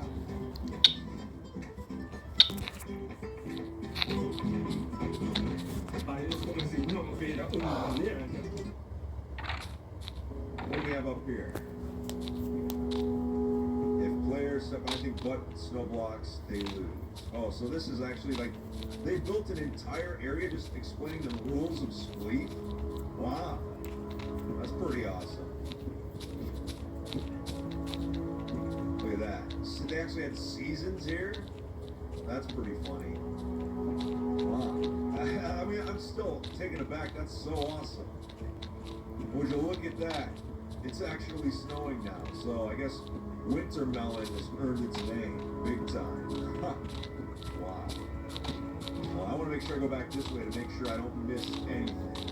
This, from what I've been told, is one of the most detailed cities in 2B2T history. Just the amount of tiny details, that's the kind of detail I like in a village. Just adding small detail here, leaving no space to, I mean, that's something to really be proud of here in Village. Wintermelon Community Stable. I don't see any horses or donkeys, but they were probably using the donkeys for the most recent Duke before it got patched. That'd be my guess. See anything up here? Okay for the horses. Yeah. let's head down this way. Anything cool out here? Nope. Just more trees. It does look pretty nice though. It really does. Uh-oh. Got a visitor already. Come get some. Clown. We got a really big igloo over this way, so of course we have to check it out. Oh boy, we got some creepers in there though. Did this person have a bow on them? No, they didn't. Well, this is unfortunate. Looks like we're going to have to fight them. Peekaboo. I see you. Take that. That's right. Come here, creeps. Don't mind me. Just doing a little debt collecting. There we go. This is a pretty interesting design here. I like the random quartz block they have here instead of snow. Probably just a little quick fix they thought no one would notice, but I noticed it. Wow. Look at this. This whole area down here seems to be drained out. It used to be a lake at one point, I think. I don't know. So we head over this way. I really like this tree up here. And this tree too. Like even though it's made of gold, it does look very nice. It really does. So yeah, this whole thing here was built by Tasha. God damn it! Right all over here. And wait, look at that. They've got smoke coming out of the That's sweet. Oh, my face. Oh, I see. They actually took the time to put that in survival on an anarchy server. That is absolutely insane. Wow, you got like a little church over here. Maybe, or just a little tower. I don't know. Oh wait, wow. Okay, so this actually leads to the larger sections of the base. I'll have to come back here for sure. But I want to keep going this way. It looks like there's some really interesting stuff. Like here's a windmill. Wow, look at that. That's a great detail. Fantastic detail, actually. Another little home built by Tashi. Look at and of course, here's a winter melon, very appropriate for this base. Another house here. I'm guessing this is also Papa Cat's Royal Mansion. Okay. Very cool. We're gonna head this way now. There's a lot over here I want to see that we have not seen yet. Oh, that looks like a really cool little Eiffel Tower looking thing. Oh, that's cool. So like I said, I'm trying to keep this base tour under an hour. Like I said, I don't want this thing to go on too long. There's a little redstone-powered railroad. Very cool. And this tower looks pretty interesting. And I just look at all the massive builds in the background. I mean, that's insane. There's just so much to this base. I don't even know where to get started. Even though I have gotten started already, I still don't know where to start. It's a gold farm. Is it gold farm? Maybe that's it up there. Well, I'll have to check it out after this tower is done. Wow. This goes up. Oh, this looks like a walkway. Wow, this entire place is so cool. No pun intended. I know it's winter melon, and it's cool. All right, yeah, I'll stop. What do we have in here? Whoa, hello. You need to leave me alone. What you need to do. Oh, darn it. Well, it's a world download, so I can't be too upset. Bro just says, well, don't forget the legends. Motherfucker. Where the fuck did he go? Yeah, it looks real cool. And it looks like this part wasn't actually finished yet. Oh. There's a lot to this base that hasn't been finished. It kind of makes you wonder what it would look like if the entire thing had been. How did you get fucking stuck? More spectacular, but that in itself is an insult because this place has been spectacular. Like I said, I've never seen a base like this on TV. This blows every other base I think I've seen out of the water. Better than Orion's, better than the Crystal Islands. I'd even go far as to say this is more impressive than Kim's, simply because no one used schematics. This was all by hand. It just blows my mind. Alright, what's in here? Oh, they got like the pass blocks. And like, oh, just, I love this detail so much. Hazen's Gate. Wow. Now this looks fancy. Real fancy. Oh, we got the nice little garden, hobby area. Son of the fuck! Porch to stairs. This looks so elegant. I can't even complain about that. Wow, this place goes up, you know? Wall there, that'd be bad. Also, a little ladder going up. Even more chests. I'm assuming items would be in these things, but when I was converting the world down there, I'm sure hands were leaving some of the items in the chests. So I don't think we're going to be taking a look at any more chests for the time being.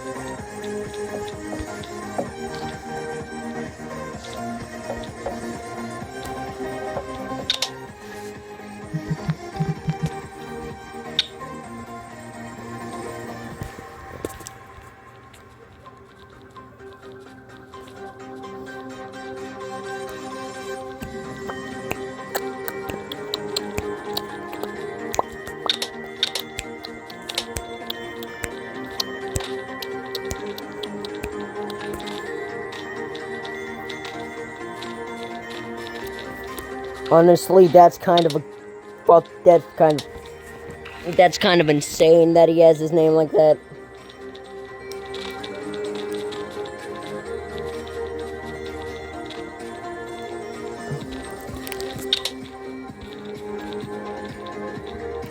My question is why you would join a game that basically scams people for money.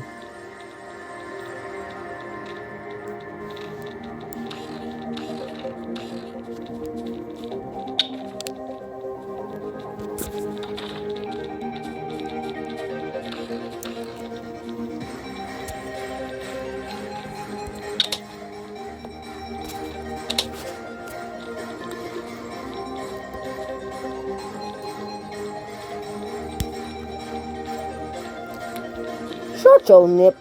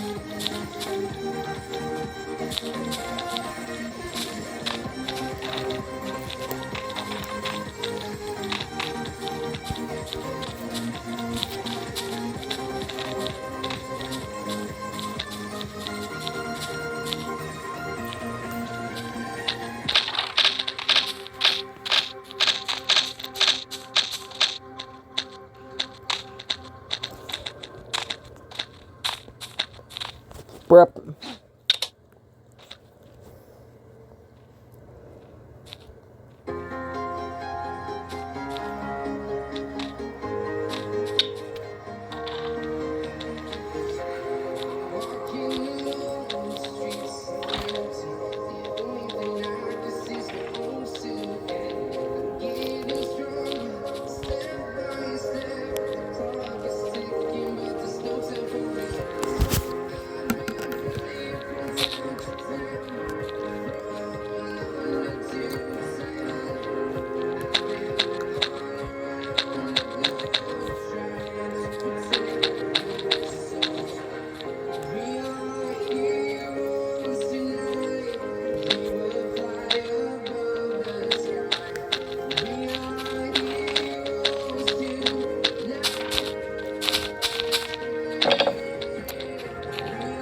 Yeah.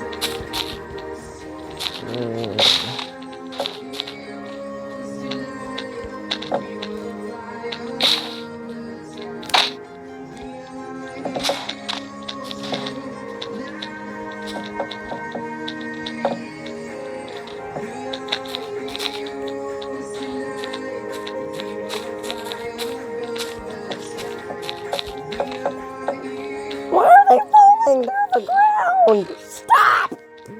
Fucking dumbasses! Ah!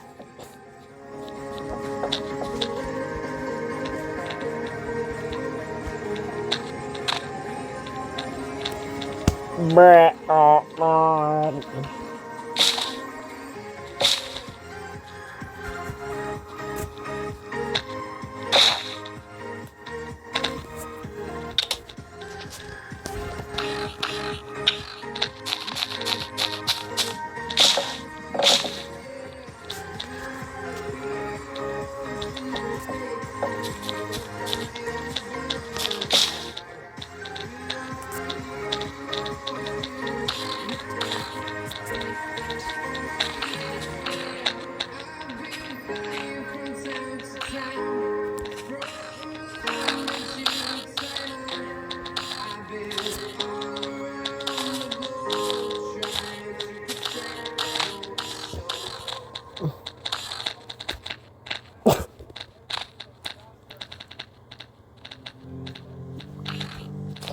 Dude said that so fucking fast.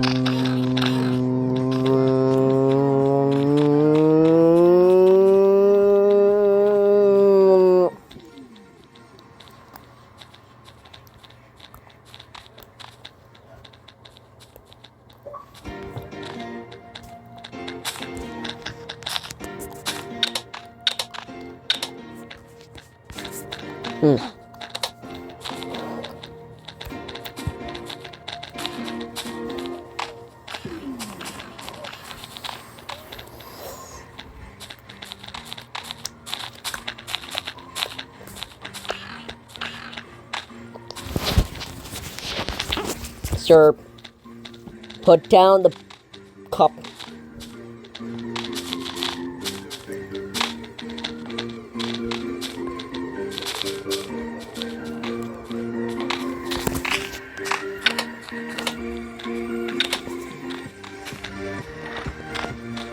I shit you not, I can't see chat.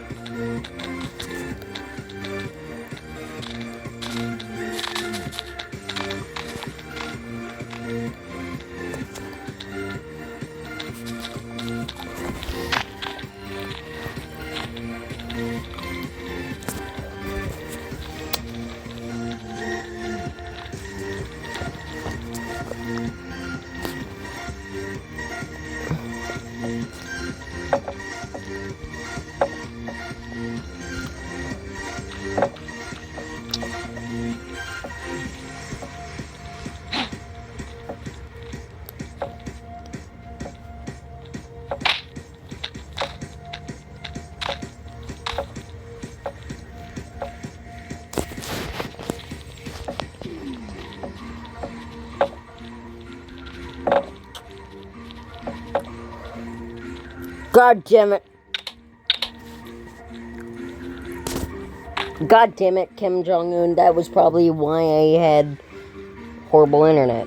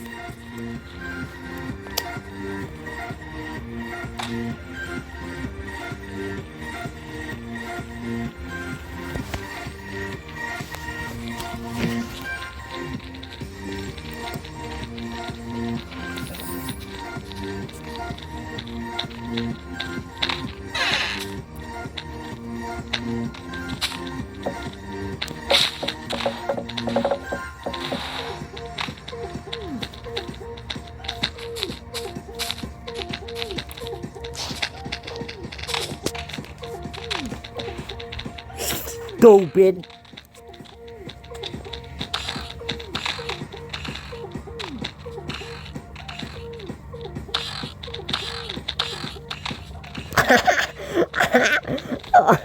Dude, the fucking door's right there.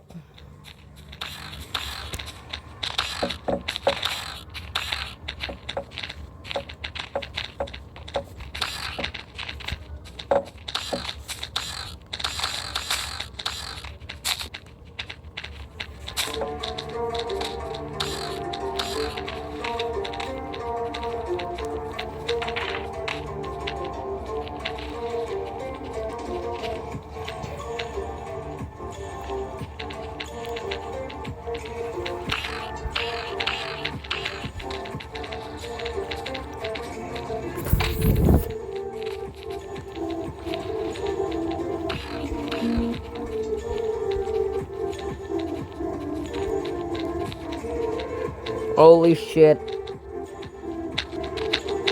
Bruh.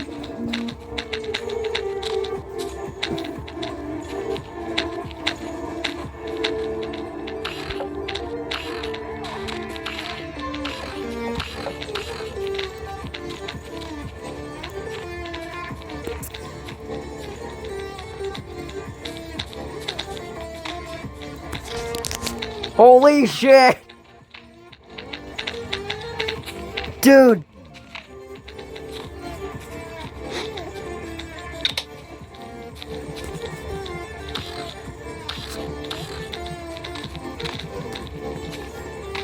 No fucking way!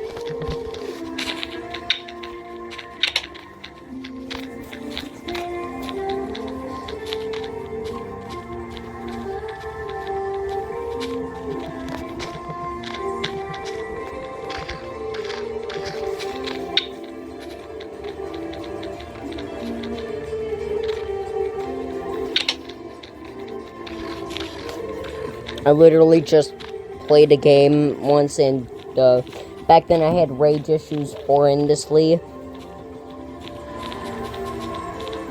Horribly, and I threw a controller and it hit my tablet, which was the same one I was playing Blockman Go back then on.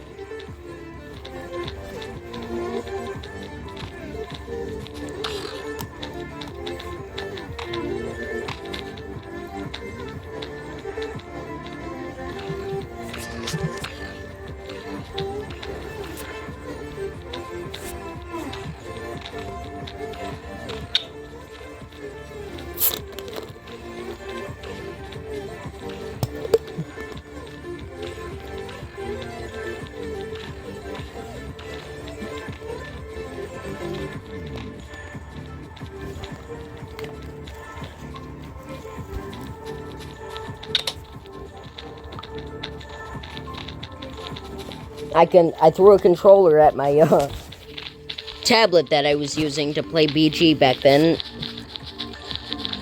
And yeah, that's how I lost the account.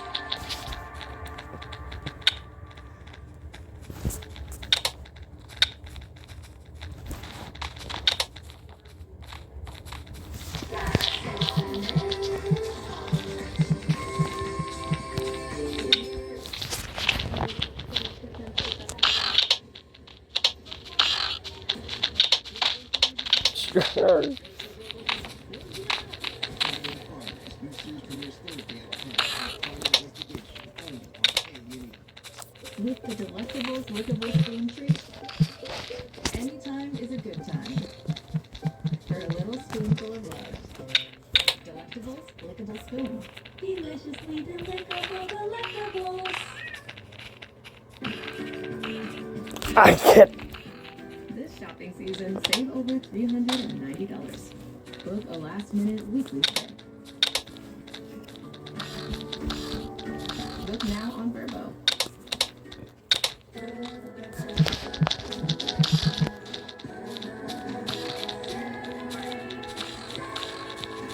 This is exceptional offer on the 2026 Cadillac Vista and select 2025 and 2026 Cadillac Optic and Lyric models.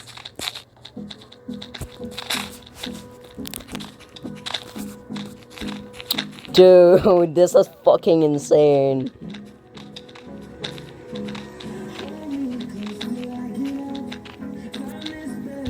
Bruh.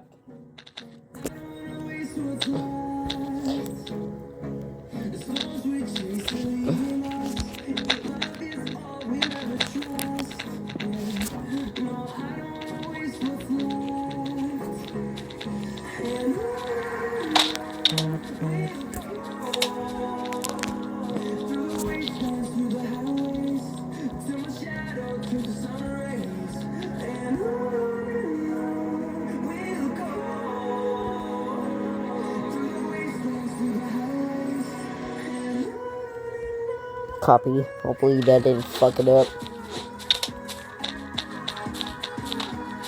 The fuck? Lame.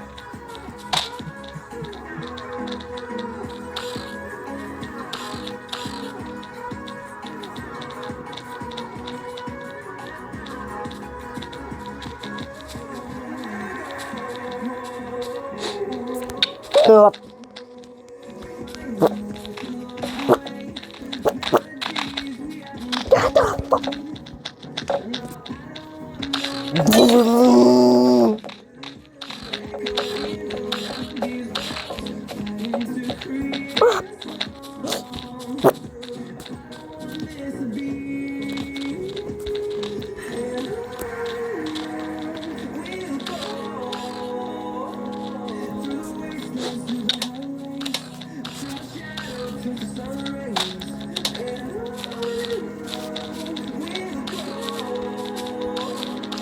The ways man to the ways.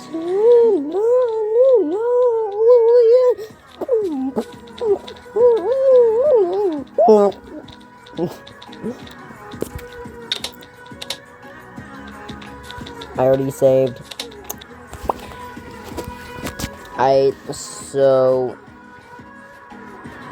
Shit, my phone's at 7%.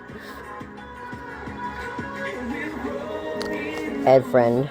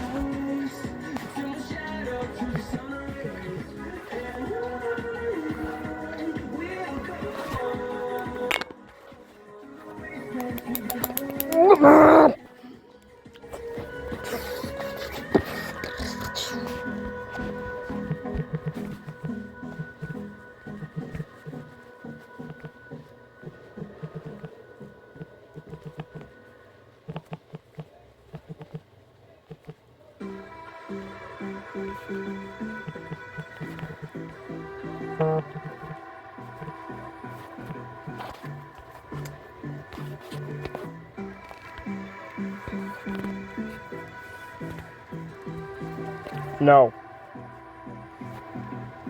Sorry, but no, my Minecraft but created. That's rude.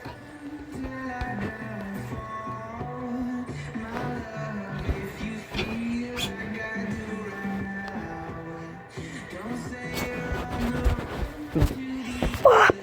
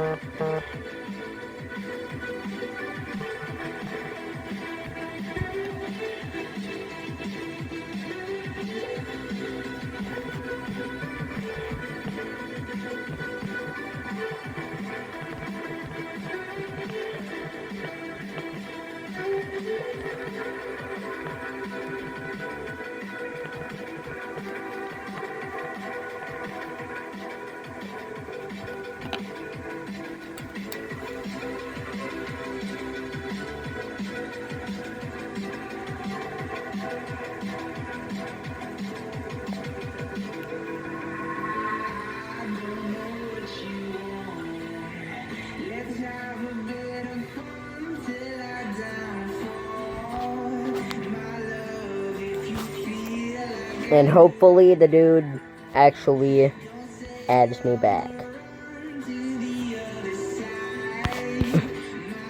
Hopefully. Okay, you wanna try, but you never do. Sugar, there's a reason why we lose.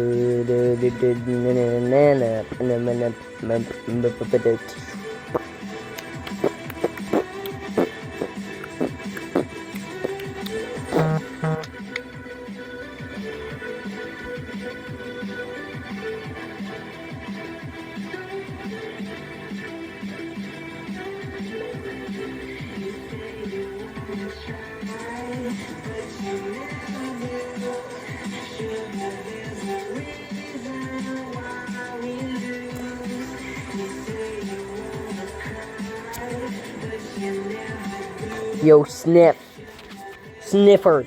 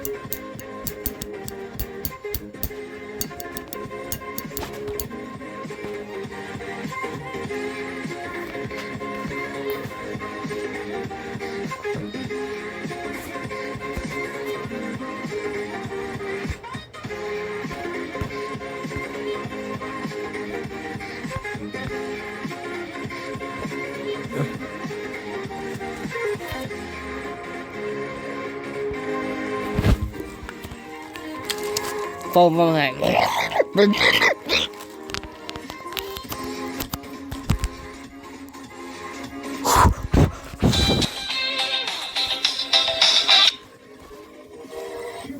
What? Fuck! I'm not saving you! You can burn it up!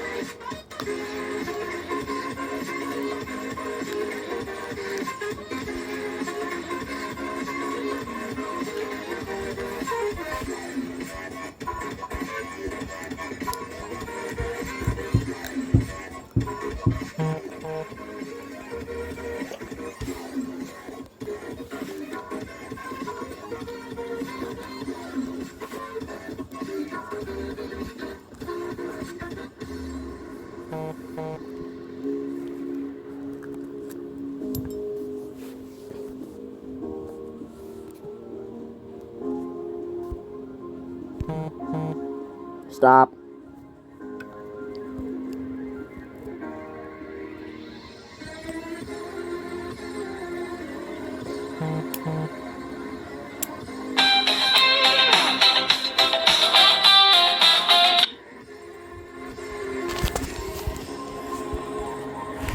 No.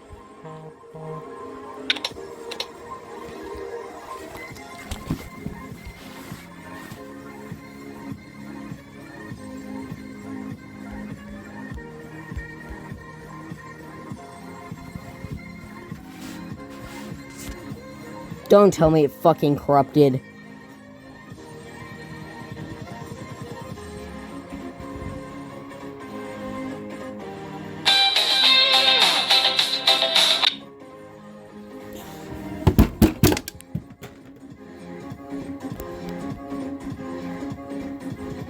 Fuck.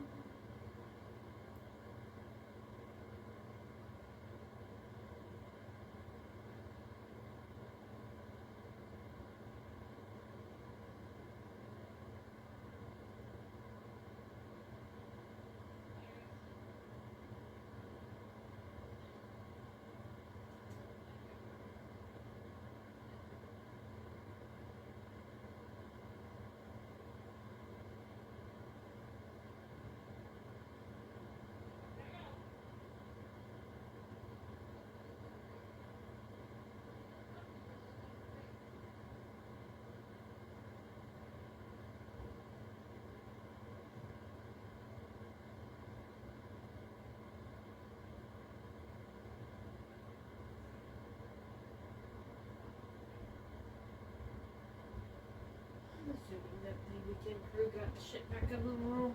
Well, fuck, we did that on Friday. Okay, so what?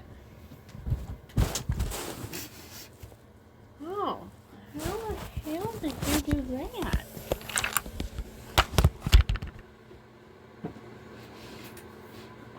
Did you like smack it that way?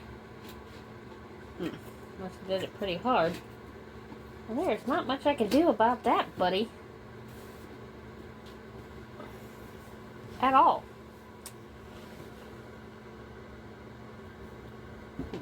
We might have to get a new one. I mean, technically, we wouldn't have to get a new one. We just need a new wall. Well, this is structure. This helps hold this up too. Can you just leave it the way it is? That way it's... Yeah. Try not to mess with it. That's about all I can tell you.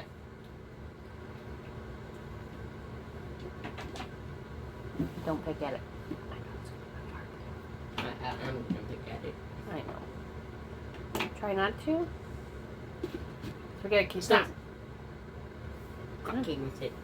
I was putting it back because you had it like that, and I was trying to put it back the way it was. It's gonna... That's coming off. Literally only held on like... No, that's just paper.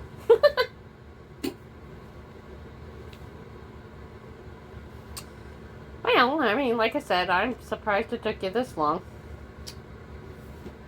But there's not much I can do to fix it, because that's just particle board, and once it starts to crumble, it's just going to continue to crumble.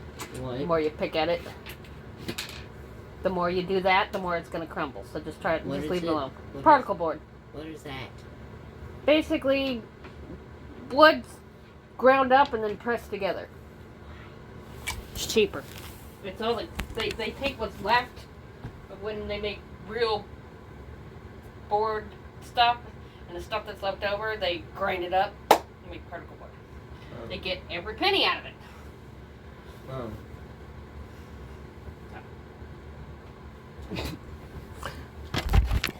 Fucking great. Okay, let's put it this way. It's the hot dog of the meat. Wood, okay? It's the hot dog of the meat. They take everything that's left from the animal, of the tree, they grind it up, press it together, and that's what they make particle board out of.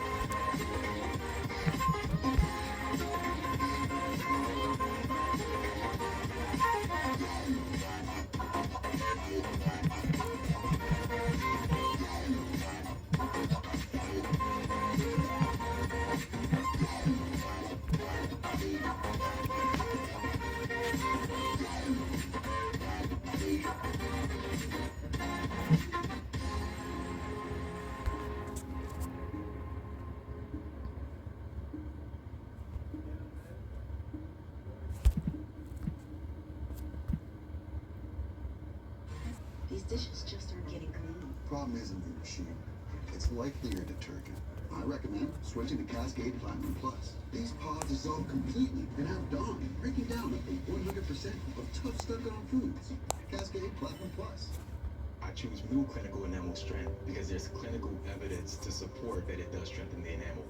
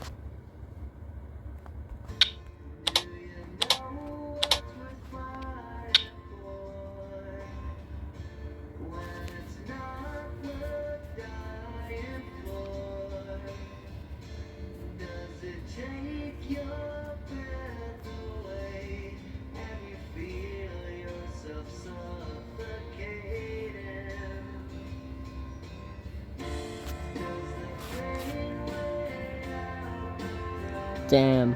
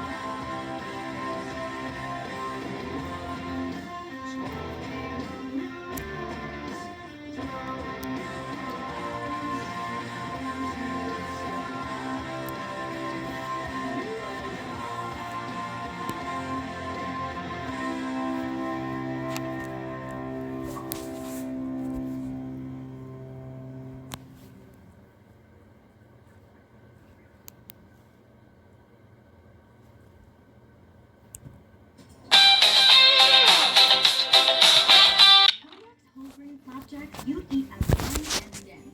Protein packed, flavor stacked for an epic morning win. If eating is believing, then this must be true. It's wild what you and Kodiak flapjacks can do. When you're connecting the dots on how DART is related to Demogorgons, you can just ask Google for a rundown on its demo evolution. Need a quick guide on all things Demoid? Just ask Google.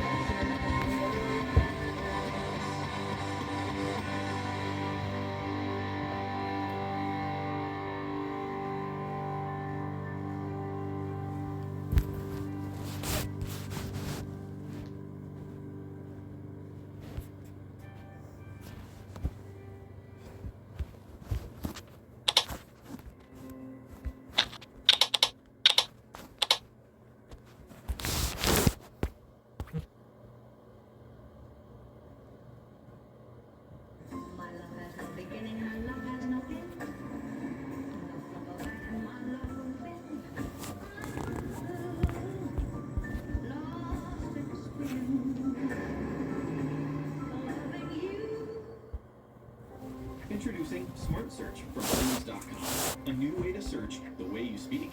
Built for every search, from basic to voyeuristic. Whatever you're looking for, find it with Smart Search.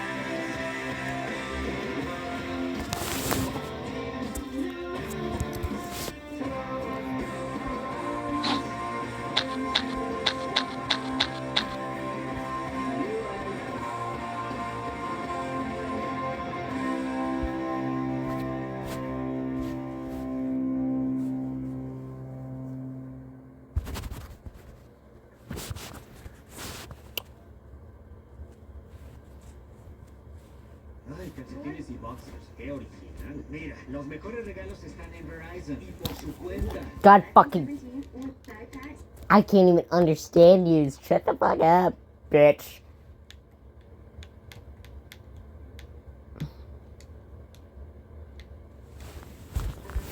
Well, that's what we colleges I went into. A man who works hard sweats hard.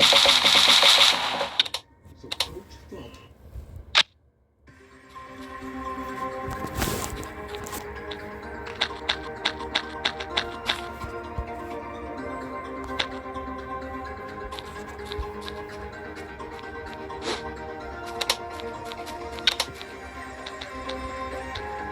This was the first save of it.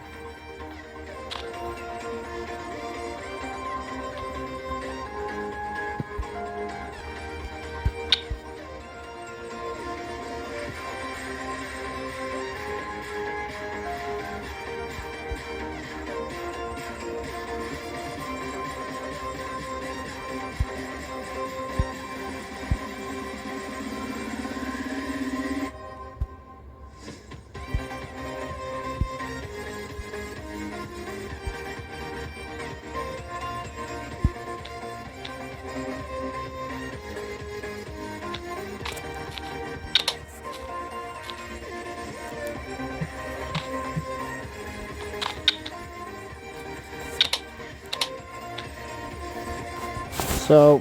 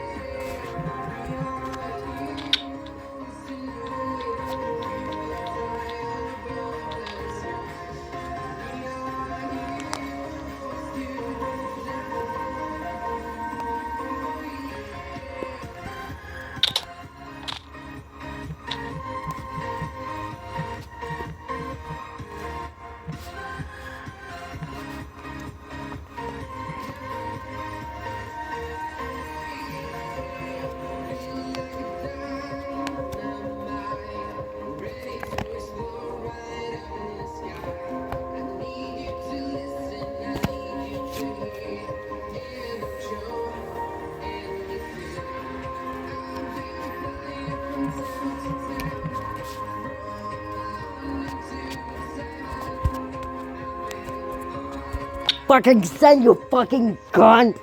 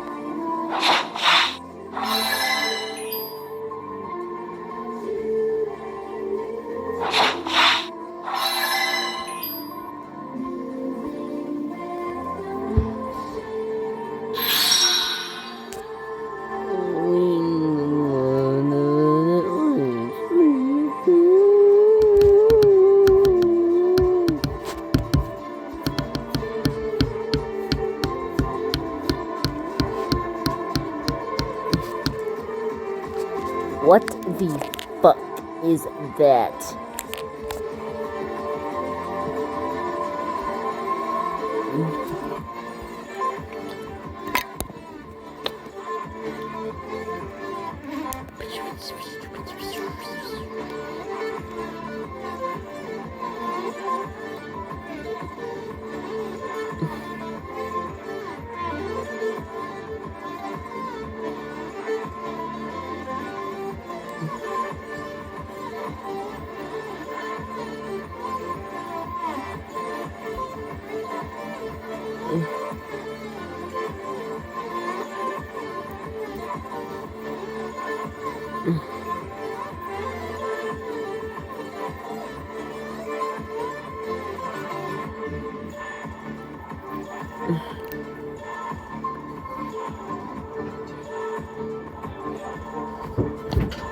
What? You better be good. You better for hours. No. No, you're not. You want this last little bit of crust? Are you nibbling on it every couple hours? Taking a...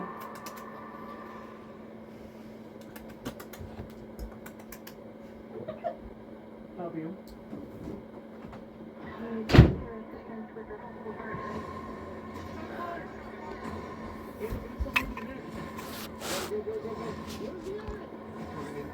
New series premieres Thursday at 10 for Crime and Investigation only on A. TheraFlu Hot Liquid Therapy works like, feels like the powerful relief you need with the added comfort you deserve. TheraFlu, the power of comfort.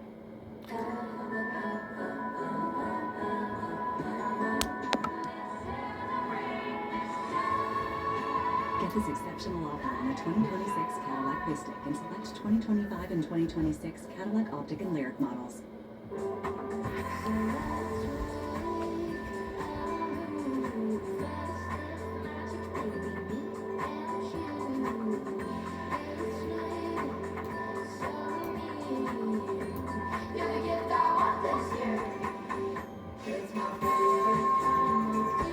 You can't fucking sing.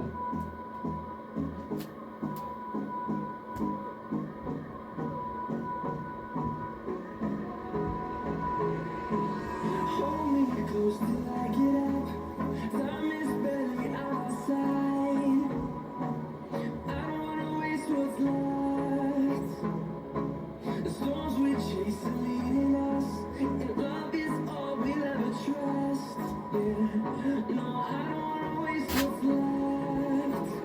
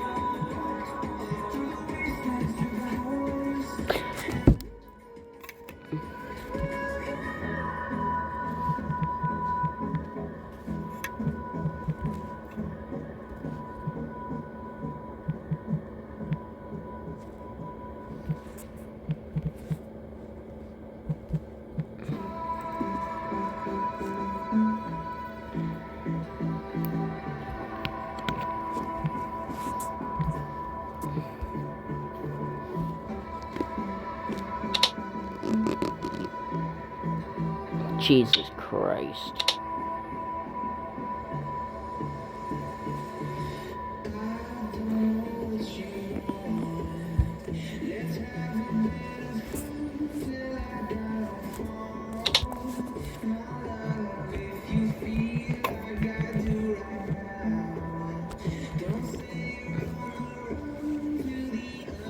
Wrong chat. Fuck.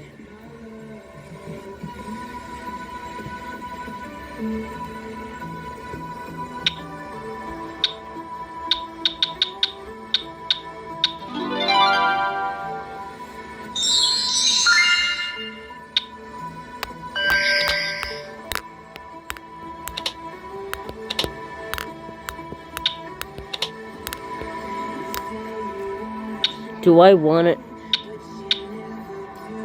Yeah, no.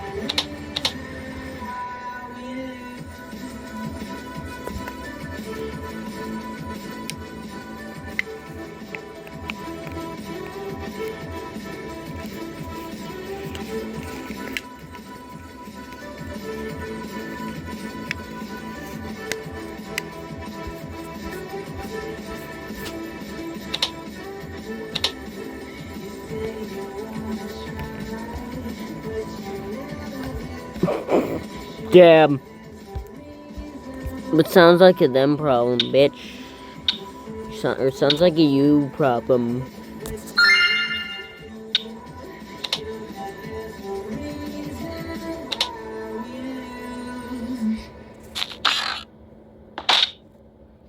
Shit.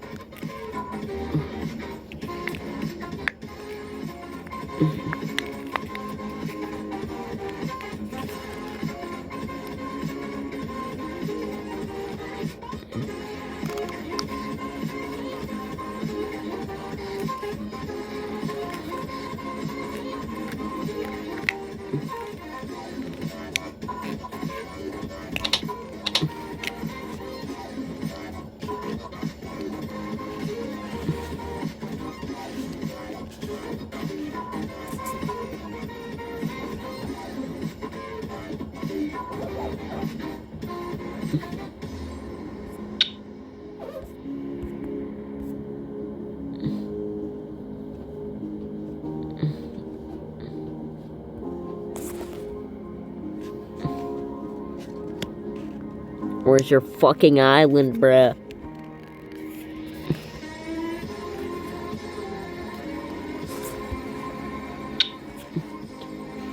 Where's your fucking island, bruh?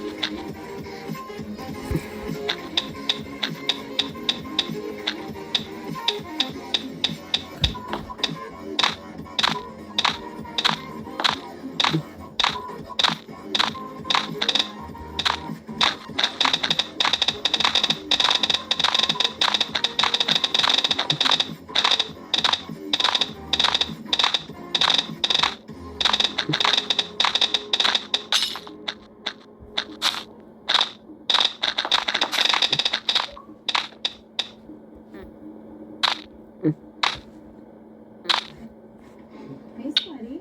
Sweetie. Stole my Old Spice anti-curl drink. smelling like perspiration. I did. Of course, 24/7 sweat protection. You did this to my pits. What?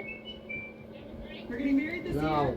I'll just say wherever we Don't can. So we fucking tried a know. different detergent. Pick Seemed one. like a good deal. I just need to take a swig real quick. Left our clothes with stains and dinge. My favorite shirt became my PJs. And I'm not risking Well, my consider the fact that I had your room cleaned up. They're all pretty fucking recent. Who's good? Let's go, y'all. It's Pro Football Give Player it. Jake I'm Ferguson. trying. Reach, dude, reach. Love you. Yeah. Go to bed in the night. Don't let me catch you up all night. Hey. From your car insurance or taking a break from being Love the you. Hamilton And thanks for taking a shower today without it all busy. Appreciate it. Love you. Love me too. This shopping season, save over $390. Book a last-minute weekly stay. Book now on Verbo. Big Brother die.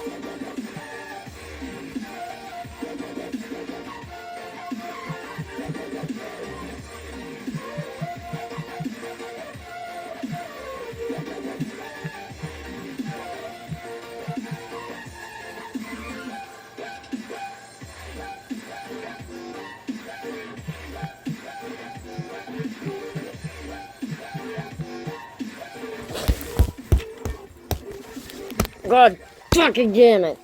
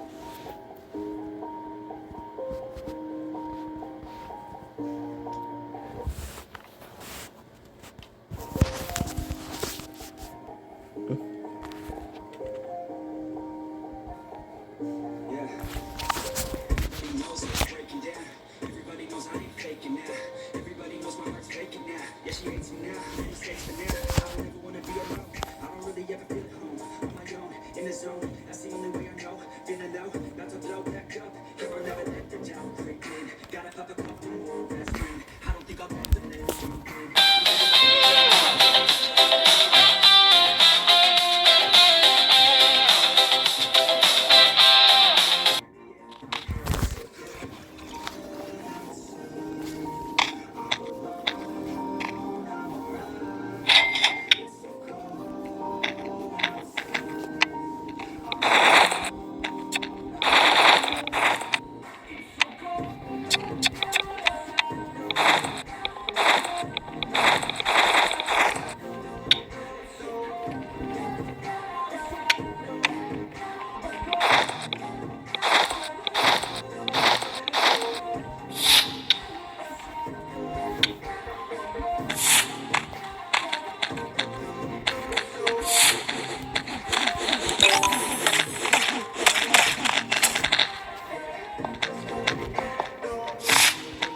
Always feel like I could break now.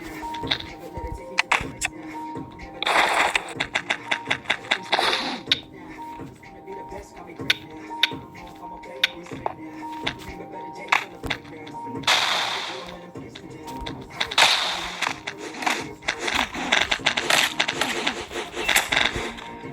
You never let this happen.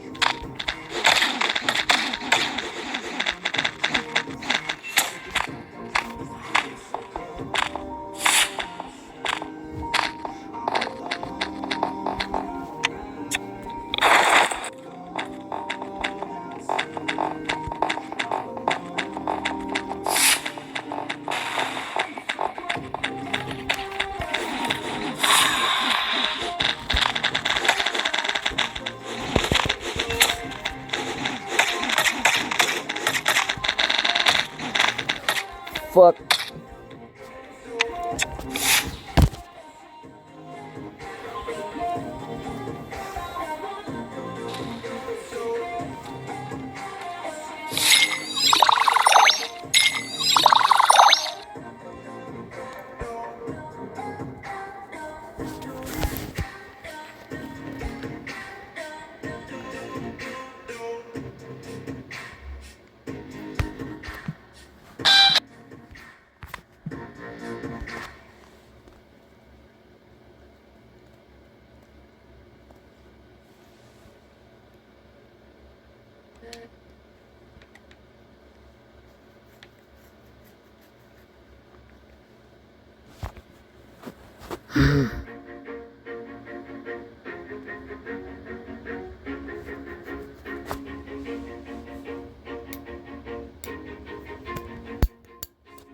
Always do it on my own, so I gotta get through it. And the only thing I know is to love what I'm doing. Never give up, never slow till I find it. Never listen to the no's, I just wanna keep moving. That's a fact. Never let you back down. Keep myself in check. Keep my head staying strong. Always moving on. Feel like I belong. Tell my best to move along. Push myself to be the best. Tell with no regrets. Every breath, my message felt to spread, and I had to make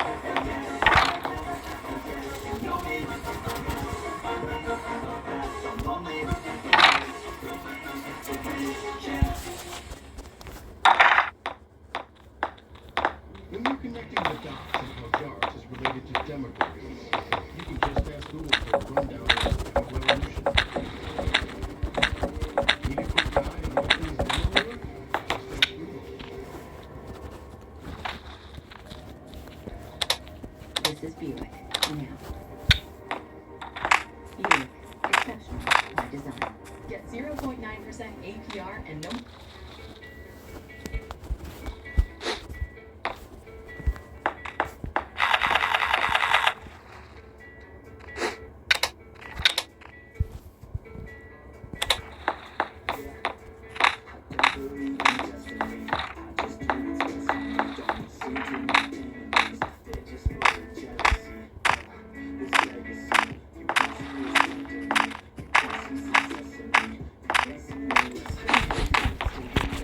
Go with.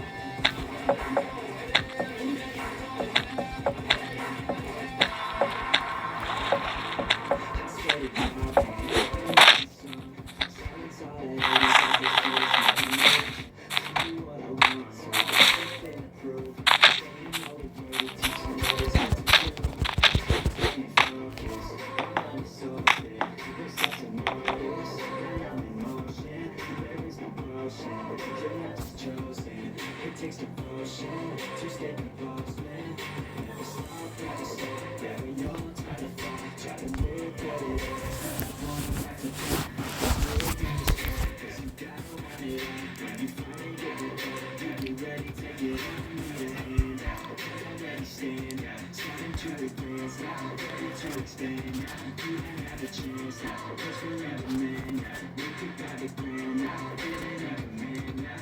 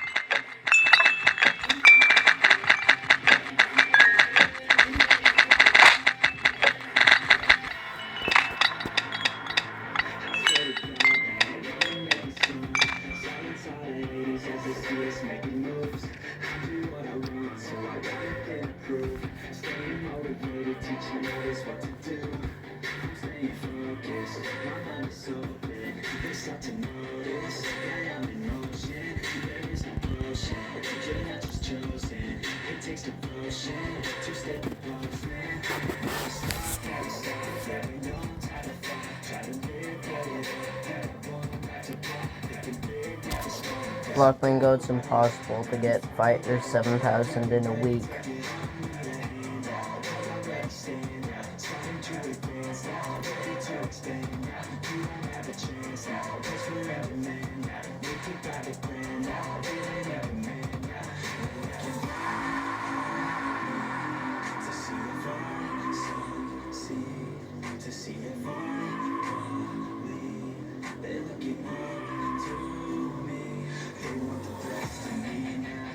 best of me now, best of me now, best of me. They want the best of me now, best of me now, best of me now, best of me.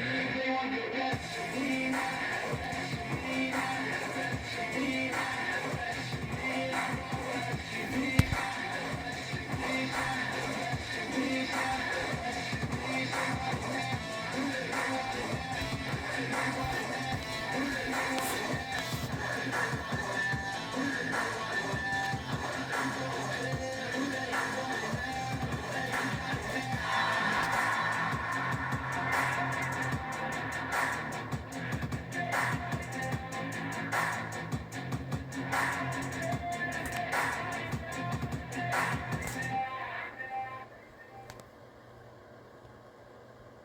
Introducing Smart Search from Homes.com. A new way to search the way you speak. Built for every search, from basic to voyeuristic. Whatever you're looking for, find it with Smart Search.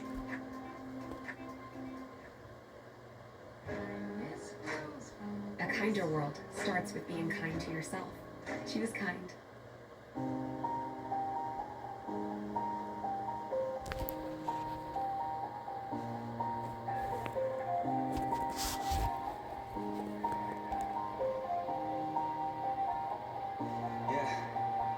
Everybody knows that I'm breaking down. Everybody knows I ain't faking now. Everybody knows my heart's faking now. Yeah, she hates me now. I made mistakes, but now I don't ever wanna be alone. I don't really ever feel at home. On my own, in the zone. That's the only way I know. Feeling low, not to blow back up. Here I never let the doubt creep in. Gotta pop a couple more aspirin. I don't think I'll ever let you in. Easier to break it off as friends. I don't really understand myself. I don't really understand my health. I don't wanna be left on the shelf. Couldn't even hear me yet. It's so cold outside. I'm alone, I'm alright. It's so cold outside. I'm alone, I'm alright. It's so cold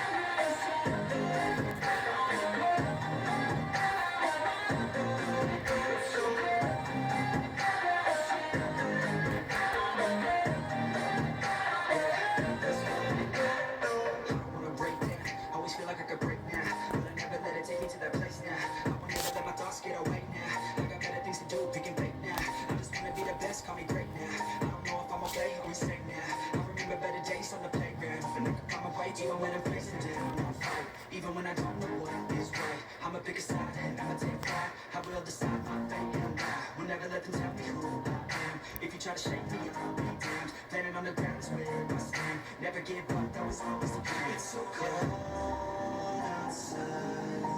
I'm alone, I'm alright. It's so cold outside. I'm alone, I'm alright. It's so cold.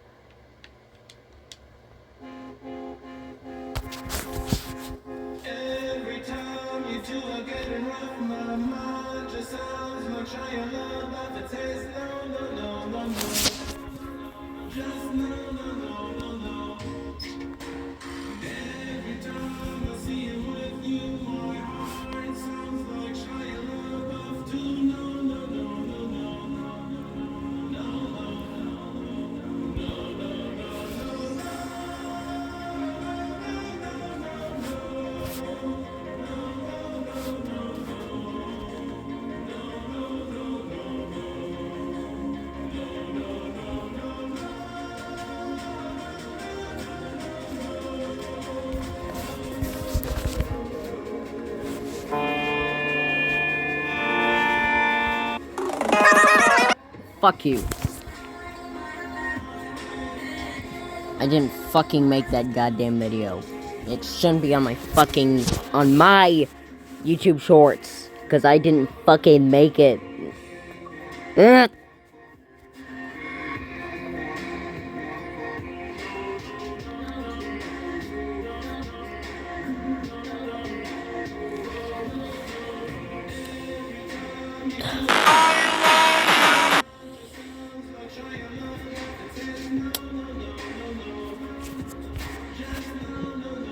I only see 9, or, you know what I mean.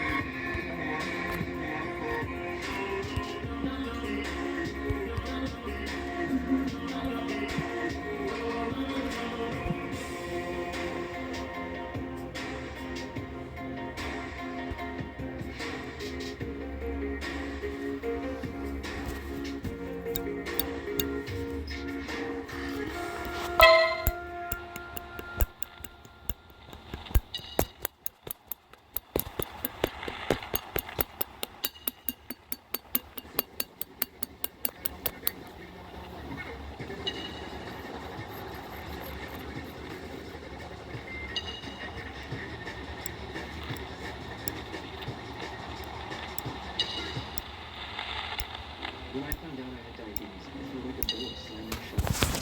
I wish I could take the second I did. Next week, just I take control of your diabetes and do more than you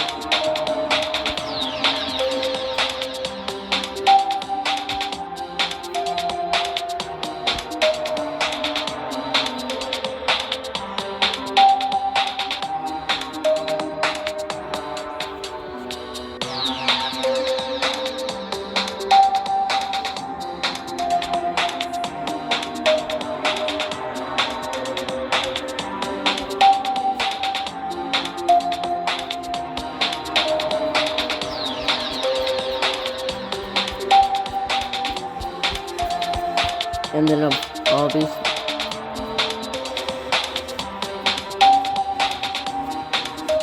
There's some dude out here who's made 15. Oh. 4,000 demons. 5,000.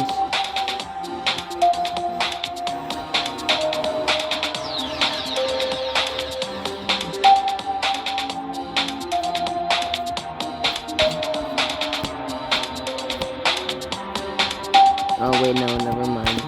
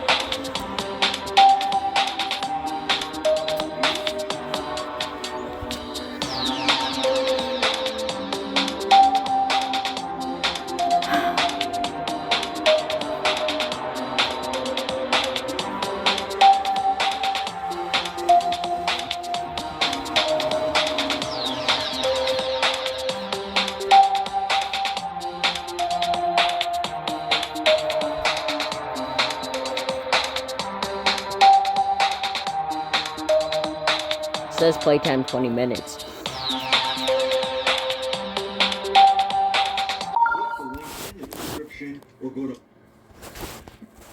Oh, fuck.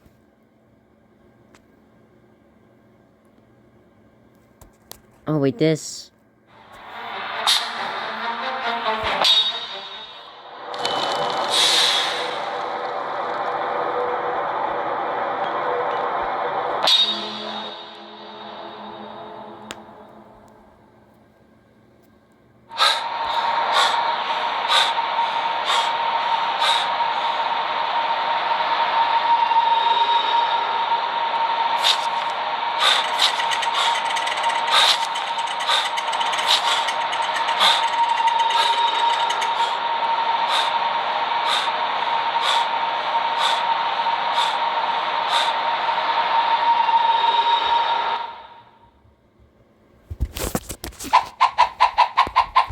What the fuck?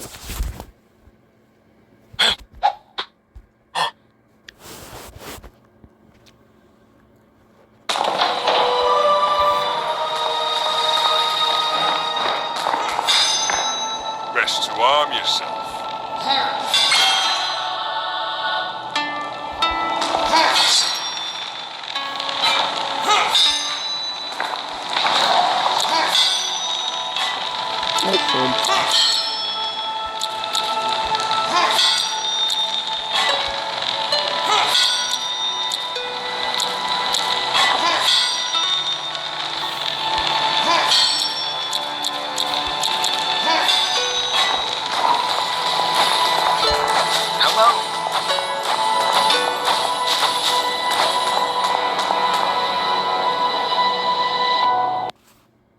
Hang on.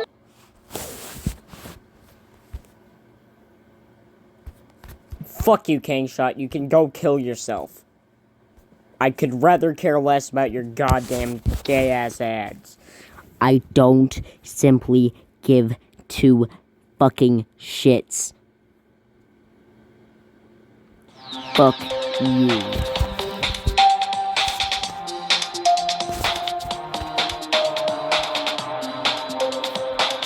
Oh, rage quit, what?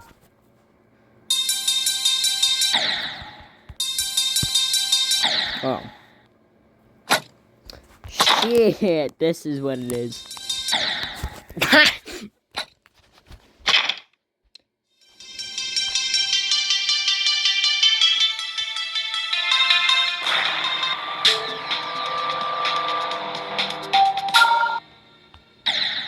Ooh! Fuck! You block. Dick. Fucking, I'm leaving. I'm out.